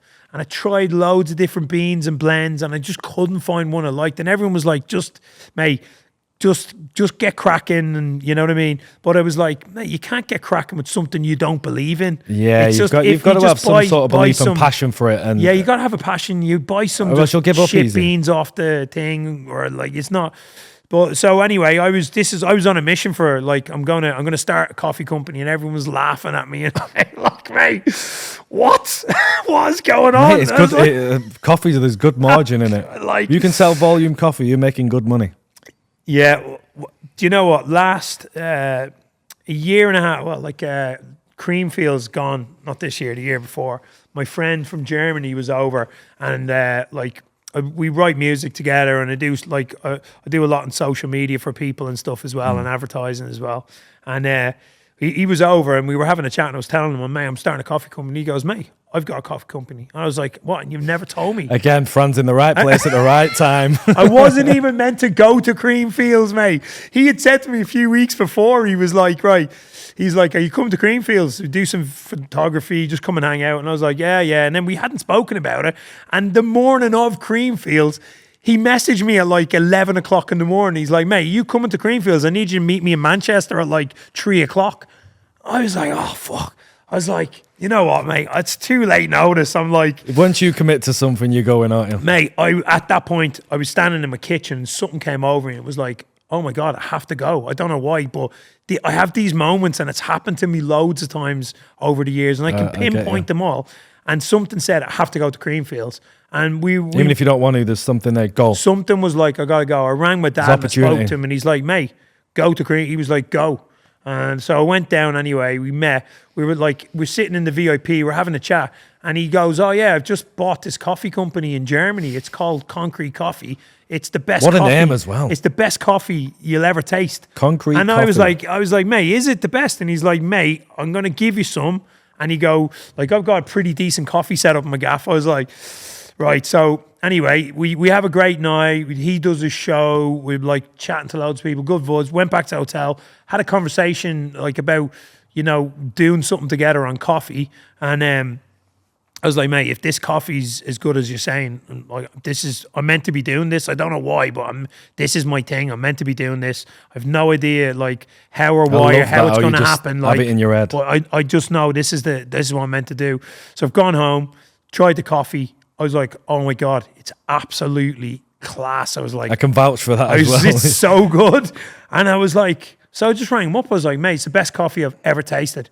And I was like, what are you doing different? And he told me what they were doing different and how they're Don't be approaching spilling it on here. It's like, anyway, I was like, so here we are anyway. A year and a half later. You've got a And few places now, haven't you? You've we got set one like up in your gym. we opened our first place in Lytham in April in your gym, which I've been going to your gym. You obviously both of us Yeah. used to go. You go on and off as well. There, Weekends you for a swap around. coffee. But yeah, it's, like so we opened there with like really good response, really good, and then we opened our second place up in Blackpool in Abingdon Market, which I love it up there as well. Oh, I thought, yeah, I'd seen a really couple of cool videos. little place up in Blackpool. Like feels when you're in there, it feels like Manchester, Liverpool, Birmingham. It's like Yeah, it's got that vibe about it. It's got that vibe about it. Like it doesn't like. It's weird, mate, and you get people in there from all over the place It's all the busy as time. It's well. like you got like all the shows going on. You've Lord of the like dance, all them coming in. You got people. It's like there's the audience from all over the place, but great response there as well. And we're in talks now with like markets all over the place. One in Liverpool, Yeah, I can see it everywhere. Birmingham, London, Belfast. All about getting like sites. Even the branding's really strong. I looked at the logos and stuff, and it's strong. I Yeah, can vision it in shops and in centres and stuff. mate, I'm like that. I'm a maniac when I do stuff, so I've got to learn it all inside out. So Yeah. people are like to me, dude, you're working behind the counter in a coffee shop, like you're doing like 130 hours. What are you doing, mate? What's going on? I'm like, mate, when I do I can stuff, see the passion in it. you go and you figure it out. You learn it inside out, upside down. I'm doing a master roasting course as well, so you know everything about the service. You know what your menu is. You like, Well, then you you'll be the build best like that. teacher, and you'll understand that when you're employing people, like how long things take. 100%. You'll mate. be able to teach them how to make it. Do you know what I mean? Dude, your business, your clothes company is exactly the same thing. I look at that and I look at like strength. You started off. I remember you me was and there at you, the start. you telling me like people are laughing, it's never going to work, and you look at it now and he's like, amazing, bro. But like finding the right people to groove with, to build with as well. It's all challenging. Like, I mean, literally, I feel like your first spot is a great spot as well. mate, it's a great spot to start And because it's with it's great off, people, it's good people that are there. good that people all need to there, work and amazing place to build your menu and try things. And obviously, everyone's like, "Oh, it's not going to work. It's in a car park," and it's like, but it's worked. It's Well, it's done great really for causing well, and it's coffee. like it's you know what I mean. It's good vibes. The customers that come and go and the members, there's been a really good vibe. And You're yeah, not just getting the I've really coffee, though. enjoyed it as well, mate. To be honest, I've been like flat out working. I'm working shifts every single day. Like this morning, I was up at 6 o'clock. I was working. I finished like slinging coffee cakes at 5:30. I went home, changed, and now I'm sitting here with you chatting shit. It sounds like you know you've what I gone back to when your mum and dad had. Is it the bakers? Yeah, No, right. you're. Imagine. Do you know what I'm saying never here? even thought that. It's like reversed. Now you're Yeah, doing but like it. I'm on a mission now.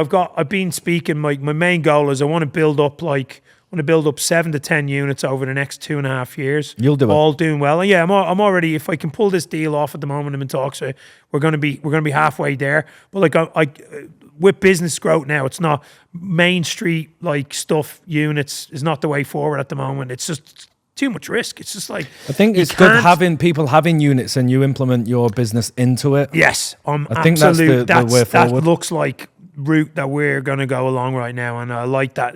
It works. You know what I mean? It takes a lot of pressure off as well, because if that's not the right unit for you, you can always remove it instead of having the 100%. lease and the pressures and stuff. Absolutely. It's a good tester. Yeah, it really works. And look, I think as well, I love what I do. I love talking to people.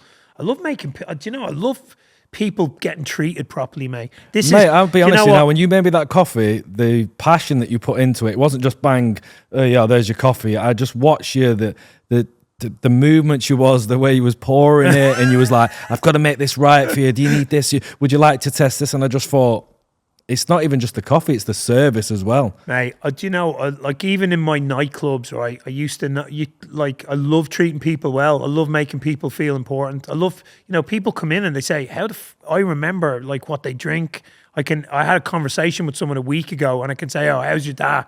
Or how's your dog? Or how's the business and going? people love that. Do you know what? I like talking to people. I enjoy random conversations.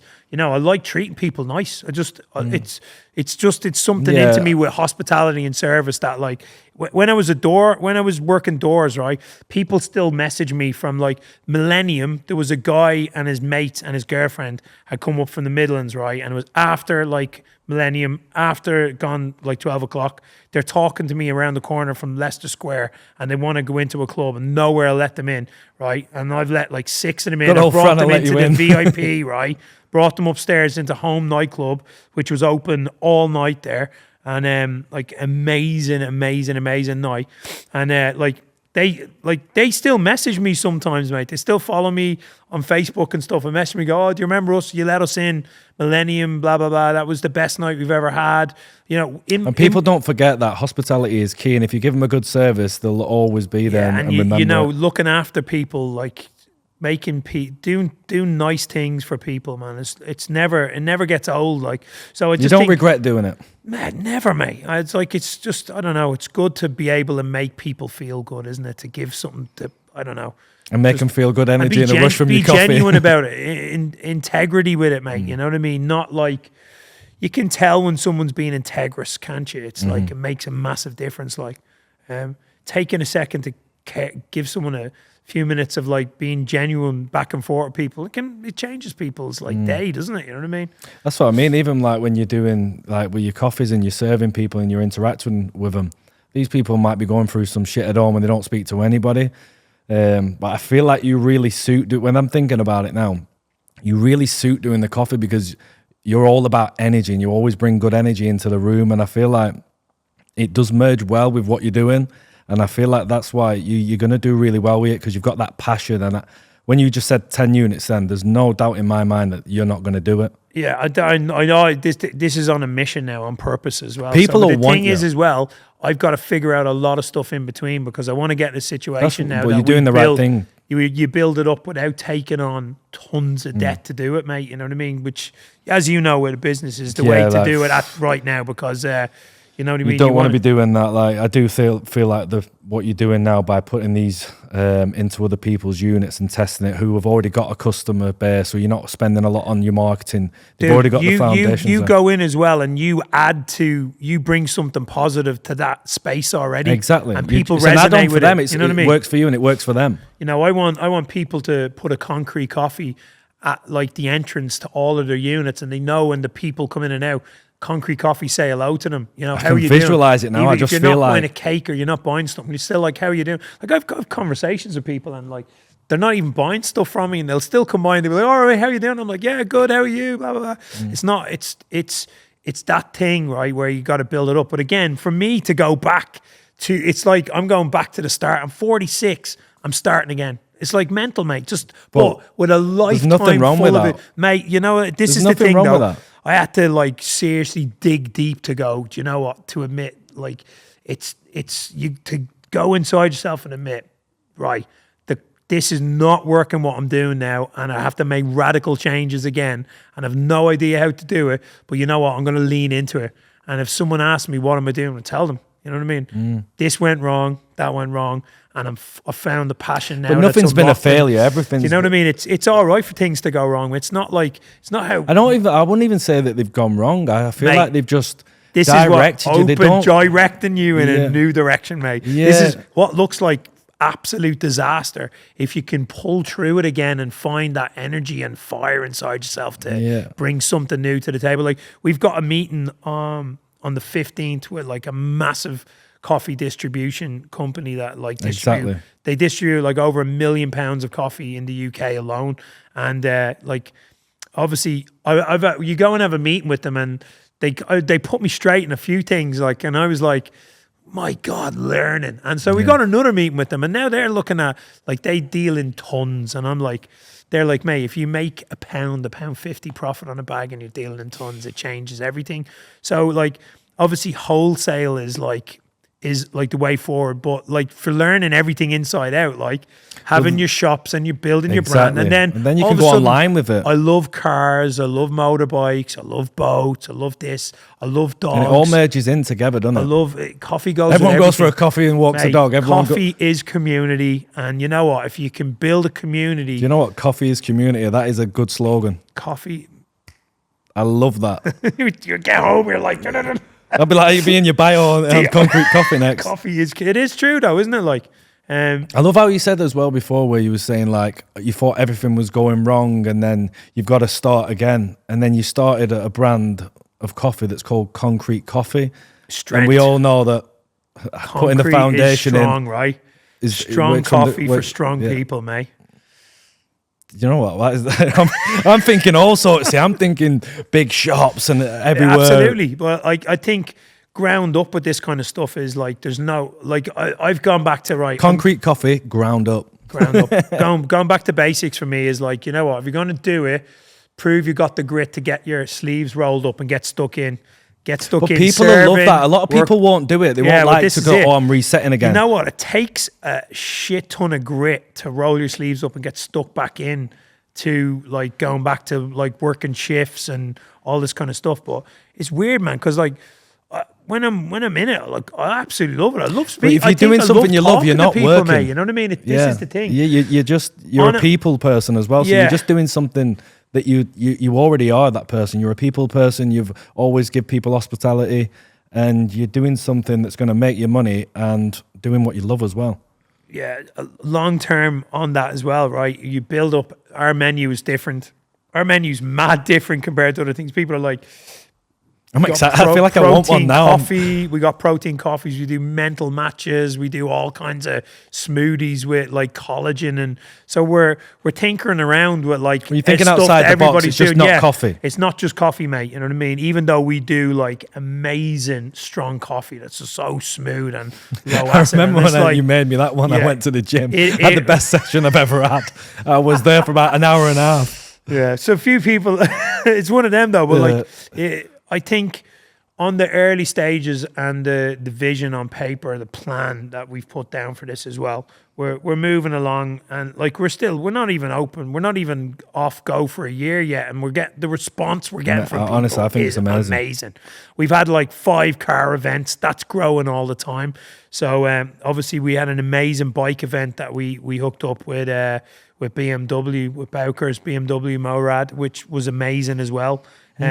We launched Dogs and Coffee recently, which started off, was a lovely morning. Was that last Sunday? Yeah, it wasn't like as busy as like our first events, but the vibe was just amazing. People with their dogs on the counter, and so this Sunday we've got like coffee, cars, and dogs all in the same day. I'm coming. Pups, cups, and automobiles. So along those lines as well. Now I've got a structured run that I'm doing because I used to do stuff with car holidays. So we've got Concrete Coffee Run as well, which is going to have its first one hopefully in December, which at the moment it's going to be 15, 20 of our friends that we're going to do a Saturday drive out up to the lakes. We've got an overnight stay where we're going to have a speaker in, and we're going to have entertainment and food. And it's not music. Just coffee, is it? Not just coffee, mate. And then on Sunday, we've got like some events, a drive around with people, and got some events to do, and a little bit of a positive kind of reinforcement thing at the end of it. It's exciting times. I can see the energy in you now when you're speaking about it and the passion that you've got for it. Yeah. It is going to be big. I can Finding see it. a new way, mate, as well. And I think is a big thing for me as well, like just actually going, do you know what? I've got to let go of music for the time being. I just but you can always go back to it. It's always there. I've got whole albums written on my computer, but like I'm sitting in front of my computer and I'm just like, it's not there. Your heart and your passions. It's just not there. But like, thing is, mate, I with this now, I need to, like, music is a self-passion driven thing. You know what I mean? And my results are not equaling something that can sustain like my aspirations for my family. Yeah, and exactly. You know what? You got to let go of that sometimes and go, mate, I am now being selfish. If I pursue this for my own, whatever's inside me, and I'm not thinking about my future with my family and my kids and what I could do to them. Because if I build it up again and it goes wrong again. Another big setback. Can you get through it again? Yeah. Like what you went back to before, where you're saying that your kids were seeing you struggle through lockdown and stuff, and then you've actually put something that you love and you're passionate about, and they will see that. Yeah, it's reinvigorated. And totally. My dad's actually gone back to real work, like real shifts, and they'll look at that and they'll be inspirational for them. They'll be proud of that. You got, mate, no matter what's going on, you gotta like. They'll see it and you find a way forward. Roll your sleeves up, and like it's painful. It's painful to go through like real hardship, mate. You know what I mean? But I never thought I would be going through what I went through over like the second year. Like, I remember it was getting to you. I literally never thought I was going to go through that again. I never thought I'd be in that much financial stress that like I'd be like, how do you put food on the table? Or like, do you know, what is going on? Well, like everyone was feeling it. We got hit triple whammy, mate. Everything, like, we were writing music for other artists. All that stopped because nobody was spending any money. You're not on tour. All our advertising that I was doing in that sector all like stopped as well, because at the start no one knew. And then obviously when that started going up, as a company that will be acting as a consultant for it, people were starting to go, no, look, we want you to come in to work in the company. And it's like, oh, mate, that's not going to work either, mate. You know what I mean? How are you going to do that? So that was like, oh God. So yeah, but from the lowest point again, you know what as well? I know get like that energy, whatever that energy is that comes back, that you have to go through those lowest points. The way I'm sitting here, reinfused and like hyper positive and like ready to like just shoot out like I was in my 20s again. Like that's come from just going, oh my God. But again, at the right time, some people were there to help me as well. You know what I mean? And that's another massive thing that you just don't expect when you need it the most. That's giving you that least. But, you know, when people help you, you show them that you mean business. You don't go, oh, you do a month or two, and when it gets hard, you go, you know, oh, you roll your sleeves up and you do what you say you're going to do. It doesn't matter how, doesn't matter what you got to do. Have you got a business partner that's coming on? Yeah, well, no, I've got like, obviously Concrete Coffee in the UK is mine. So obviously I've done a deal with my German partners where like I own the company outside of Germany, and obviously we've agreed a deal which works for them as well. Because like I could have done, I love the brand, and I think it's the really process brand, that they have for doing what they do is amazing. So that works. It works for me, and it's going to work for them as well. Yeah. Like, this is the thing. Can you pull off magic? People are like, oh, I think you pulled off quite a few magic. Coffee's just coffee. It's this, it's that. You know, can you actually pull off some magic and build a brand? Something that has a bit of excitement to it, a bit of passion. It's not just coffee. I just think if anyone's going to do it, it's you. It's bikes, it's dogs, it's community, it's network walking. It's like, it's not just a drink in a cup. You know what I mean? It's something that's more. There's meaning to it. It's got meaning to it, man. And you know, it gets meaning from your passion, doesn't it? Like from, you know what I mean? It's like, is concrete coffee something that can change your life? Fucking yes. It definitely can change your gym session. But yeah, and for the people that don't drink coffee, we do the best matcha, and we do the best smoothies, and everything's a bit healthier. And even if you don't want to do that, just come down for a bit of coaching. You know what I mean? A bit of coaching. You know what? A few of my clients, when they stepped away, they weren't not angry, but a little unhappy, because like the thing is though, mate, I'm integrous with myself. I can't coach people when I'm not. Things are not going well for me. How do you like when you're not being real and authentic? I'm not being authentic. Coach them and you're not feeling great. My coaching comes from an energy that's like, I can't sometimes understand where it is like, but this stuff, I'm able to really, I've helped people be able to do lots of things. I've been very lucky to be involved in some amazing like journeys in people's lives and be able to add a bit of value to it. But inside of when things are going really wrong and the wheels come off yourself, you know what I mean? Integrity, you've got to stop, don't you? Hit pause and go, right. You're fighting your own battles here. How can I fix your battles when I've got my own? Yeah. And unfortunately, in my existence, my ma was the person that was my coach. She coached me. She was my best friend, and she coached me. And so I didn't just lose a mum. I lost a best friend. I lost my biggest mentor, coach. You know who what I mean? Look up to. It was one of those things, and trying to like figure out how to maneuver without that was being very challenging, you know what I mean? There's a big gap missing in you now. Yeah, it's like, but my dad's been amazing, like in an essence sort of thing. But you know what? I just realized the first time I got to do it myself, mate.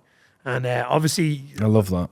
I've got to do it myself. And this time, like, you know what I mean? I'm going to do it slow. I'm going to do it right. I'm going to build something that's able to have like growth and like solid foundations on it. That's not like I feel like you're putting everything that you've been through in your life. I can see it, like it's just coming. This is it. This is for me now. Have you ever been in a situation where like the conversations I have with people, the experiences I've had, I have conversations with people and they're like, what? Do you know what I mean? I love it. I'm not going to lie. You're giving me more. I'm going to get up tomorrow and go work and I'm like, right, we're going to do this. We're going to do that.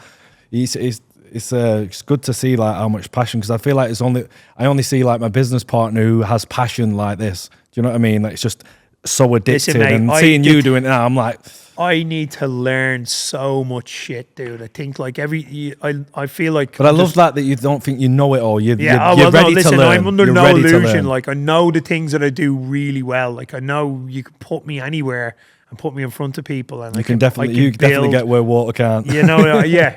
I could build, but like I need a lot of other stuff to come on. Like I'm learning a lot of the online side of things for sales and stuff. And a few times I've gone to jump in and I've gone, you know what? I don't know. I don't think you're ready yet. I remember you spoke to me about it, and I think you'll you'll get off track of what you're building something here. If you start looking online, you're gonna let them be distracted from them. I feel like once you've built step by step these 10 units, and then you go, right, I've got my 10 units. Yeah.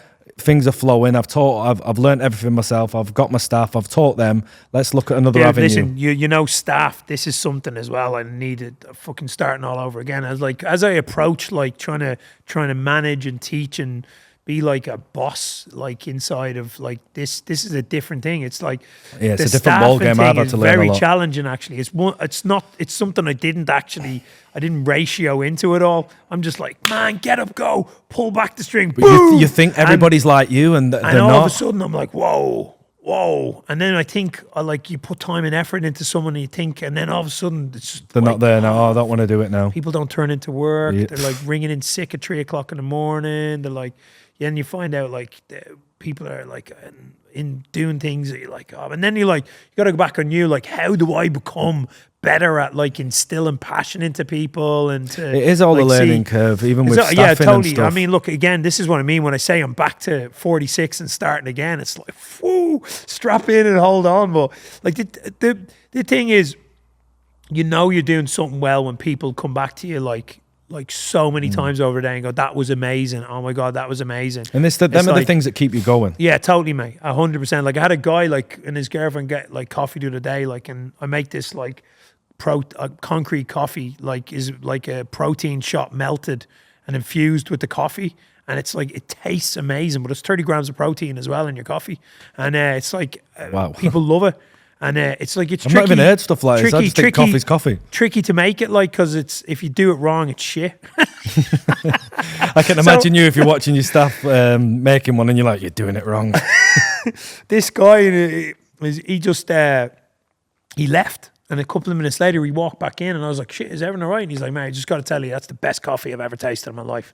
And I was like, oh, mate, thank you, made my day. And there's like, I'd like a guy and his wife come in and they were on it was their wedding anniversary and they were just having some food and he came up for a couple of mochas.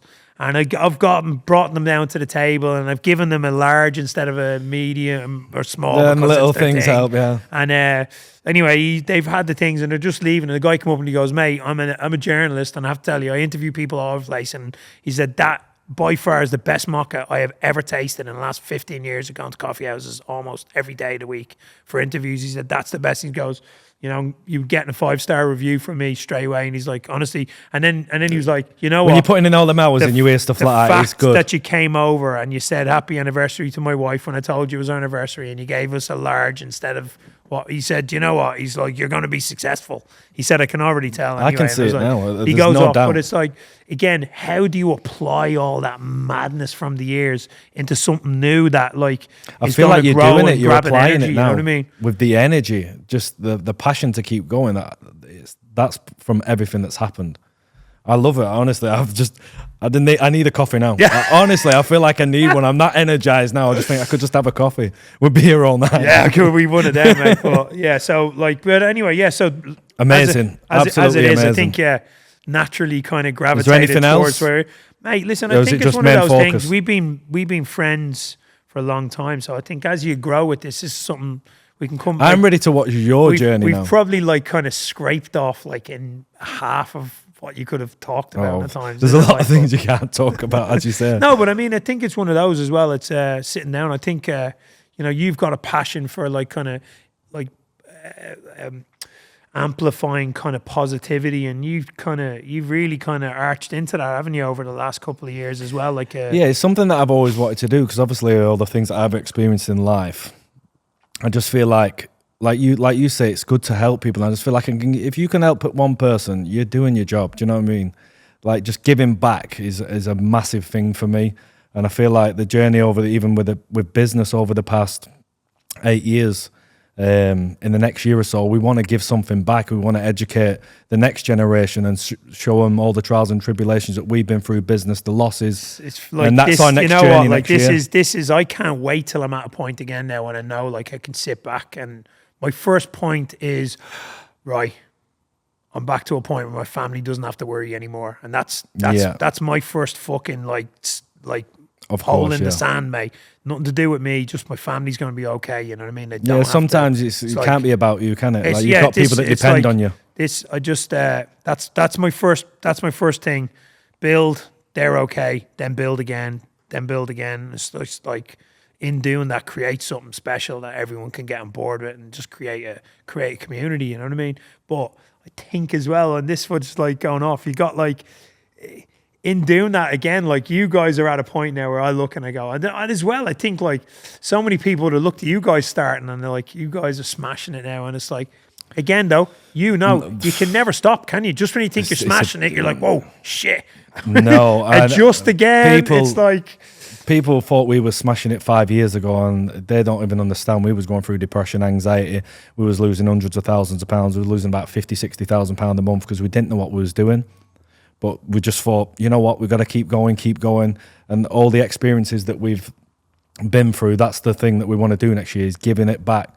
But yeah, like I say, everyone thinks you're smashing it. It's only the past 2 years we've started to crack, like, how to actually make e-commerce work. Because to be fair, we've been through that much, many problems. This is why I wanted to speak to you guys. But then I was like, as I was waiting to talk to you, I was like, you know what? I need to go and figure out all my stuff first and build a brand. And then, like, the thing is as well, when you start throwing money at advertising, if it's not right, you might as well be just emptying it on the floor.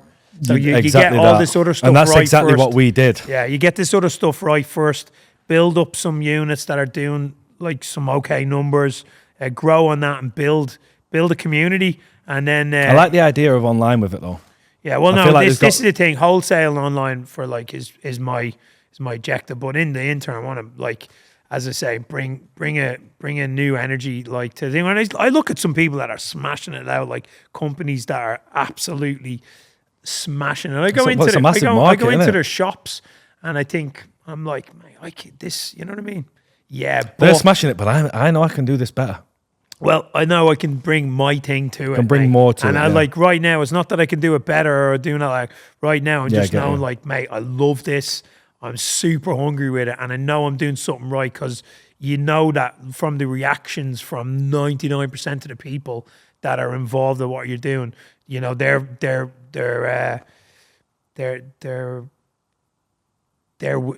getting something from it, you know what I mean? And they're resonating with it and they're coming back and they're telling you, which is really good, you know what I mean? And it's the same thing you feel with anything, isn't it? When people are resonating with something, it's, you know, right, it makes point. It keeps you going. Like, it's like with us, when someone buys something and they leave a good comment, we're like, oh, right, what else can we do? It's just it's a really good feeling. But you're definitely building something. I can see it. It's hard though, isn't it? Because the whole world's full of gurus right now, and most of them are just like, you can't. It's a bizarre. It's crazy that people are believing it and just seeing a bizarre time, like, and it's like you want to like trust in people and do stuff, but it just semantically comes down to basics. Right. You have to understand what you're doing. Get your sleeves rolled up and get stuck in. And before put in anyone some else hours, you know what I mean? Know it inside out, know the questions, know the flaws, know the ups, know the downs. And no one knows it better than you. When you're doing something and building something, no one knows it better than you. And that's what I mean. You've got to get stuck in yourself to learn everything about it before you get other people involved. Because if you ain't got the answers, do you know what I mean? Yeah. It can go tits up. But exciting times. Oh, yeah, strap in and... Exciting. I'm telling you, tomorrow to be fair, I can't have a coffee now because I won't sleep tonight. Well, mate, congratulations on your first one, man. I'm like, to be honest, dude, I know you're going to smash this as well. Yeah, it's my first one. Good. I don't have a clue what I'm doing, but we'll get there. In all fairness, I think like for any first pod, I think probably some decent little nuggets for people, isn't there? It's good for very people. honest and open conversation, mate. Yeah. You know what as well? It's like World Mental Health Day today. You know what I mean? And I was going to say to you then, it's like, I think it's one of those things like, especially for like men, it's fucking hard for people to go, do you know what? Fucking fucked up, made a lot of mistakes, blah, blah, blah, blah. And that's what I love about you. You're so honest, and you could act like, oh yeah, I've smashed life. I've been on all these TV shows. Life's amazing. And you've not. You've come here and you've literally put it on the table and said, no, I was struggling for money. And I feel like when somebody sees someone like you that's been through all this and all these highs, having an honest chat, that can help many people. And I mean, I know for a fact, even one person listening to this that's going through it. Just got to, I think as well, being like, integrity's a thing, isn't it, mate? I don't Massively. care. Like I resonate with like integrity with people now. It's great. You want to just Staying true to yourself and it's just hard being though. Like honest. I said, it's in a world full of like what I call the whips and chains. Everybody's trying to outdo everyone. Like, Everybody's like, an Instagram millionaire. It's crazy, mate. You know what I mean? And it's like underneath it all, so many people are fucking having their ass handed to them and struggling. You know what I mean? Crazy. But it's like how you turn that into something that can help someone, or like, you know, even for me I coach people for like 12, 13 years, mate. And I even as myself were like, my God, I need to help myself now. Do you know what I mean? I need to help myself. We all do. Like And, everyone always says, "Oh, you're always so happy. Everything's going really well for you." And I'm like, you haven't got a clue. You're seeing 5-second clips on Instagram. You're not seeing the 24 hours. You're not seeing the problems that I'm facing every single day. If I don't, and everyone's like, "Oh, you work really hard." If I don't work really hard, then I have a day off because I feel a little bit ill. Yeah, but you still I'm get having up mental in the health morning. faults You're still offloading trucks. You're still loading trucks. You know what I mean? And dealing with like people, staff, like everybody's going through a hard time at home. Like I had one of my staff members the other day just saying, "Johnny, I need like, you know, a bit of a chat with you. Like, how do people get through it? Like, I'm struggling. Like, I'm getting paid, and then all my bills are coming out. Everything's just so much more expensive the past 2 years. So I'm sat there saying, right, you need to get an Excel sheet, put all your money in, budgeting. So it's not just having staff that work for you. I'm trying to like help them as well as trying to keep the business running. Do you know what I mean? It's hard. It's good. Yeah, it's good to be able to do it though. It's like, I mean, everything's learning, isn't it, mate? It's just the same. Mate, every like, single day. People think kids, we're smashed it. We learn every day. We have problems every single day. It's like being a parent, mate. I was like, how do you parent? And all you got to do is show up. You know, you just got to be there. And that's the same. Just put them first. And like, this is the thing. Like, you know what I mean? You don't always have the answers, but it's okay to tell the kids, listen, but if you're present, it's not going to be all right all the time. There's going to be times that are really hard and really shit, and you're going to feel like crap, and the world's going to kick you in the ass. But there's going to be more than once. More than once, mate. There's going to be days later on that are going to be the best days of your life, and actually knowing that now that this isn't the end. This is, you know, this is just another. I feel like thing. it's just the beginning again. Just the beginning, mate. It's just a reset again. It takes a lot to dig into yourself to do it though. I think it's hard sometimes when you've had a hard time to be able to the energy. Where do you get the gusto to do it? You know what I mean? Yeah, it's crazy. You have to know, like, you walk every day, and it could go absolutely P-tong. We could have the best day, but 9 times out of 10, if you just show up, you've done more than like other people are willing. Most people, yeah. It's like, yeah. So, on the note of obviously it's World Mental Health Day, what would your message be to men and women out there that are struggling right now through everything, through COVID, finances, relationships, mental health, depression? What would your message be for them to actually push them to get through it? Well, first off, we say everything's going to be all right. Everything's always all right. And even if things are really, really, really bad now, everything's going to be all right if you just decide to go on. Just keep going. And if it's only for one more day, go today, and then wake up tomorrow morning and go again tomorrow, and just keep making good choices. It's like compound interest, mate. Compound good choices, put the shit ones to the side, make another good choice, just keep going. And I'd like, you know, it sounds that's what you just right? said then, turning up and just showing up every day. Everything's going to be all right. And I don't know, no one knows how it's going to be all right, but everything's going to be all right. And from someone that's been there up and down many a times, you've always figured it out, and which is it's good for people to listen to say like you will get through my it. mission right now is figuring it out for the longevity, not having something that's going to be this one's got to be different. I feel like you found a good purpose in what you're doing as well with the coffee and building a community and stuff, and giving back and helping people. I like it, man. I like it. I do. I can't wait to have a chat about business with you after this. Just want to be like, oh mate, you could do this, you could do that. I've visioned this. I've got loads of visions in my head about concrete coffee now. It's amazing. Legend, mate. Legend. Cheers, buddy. It's good to have you on. It's been a pleasure. Thank you very much. You're welcome.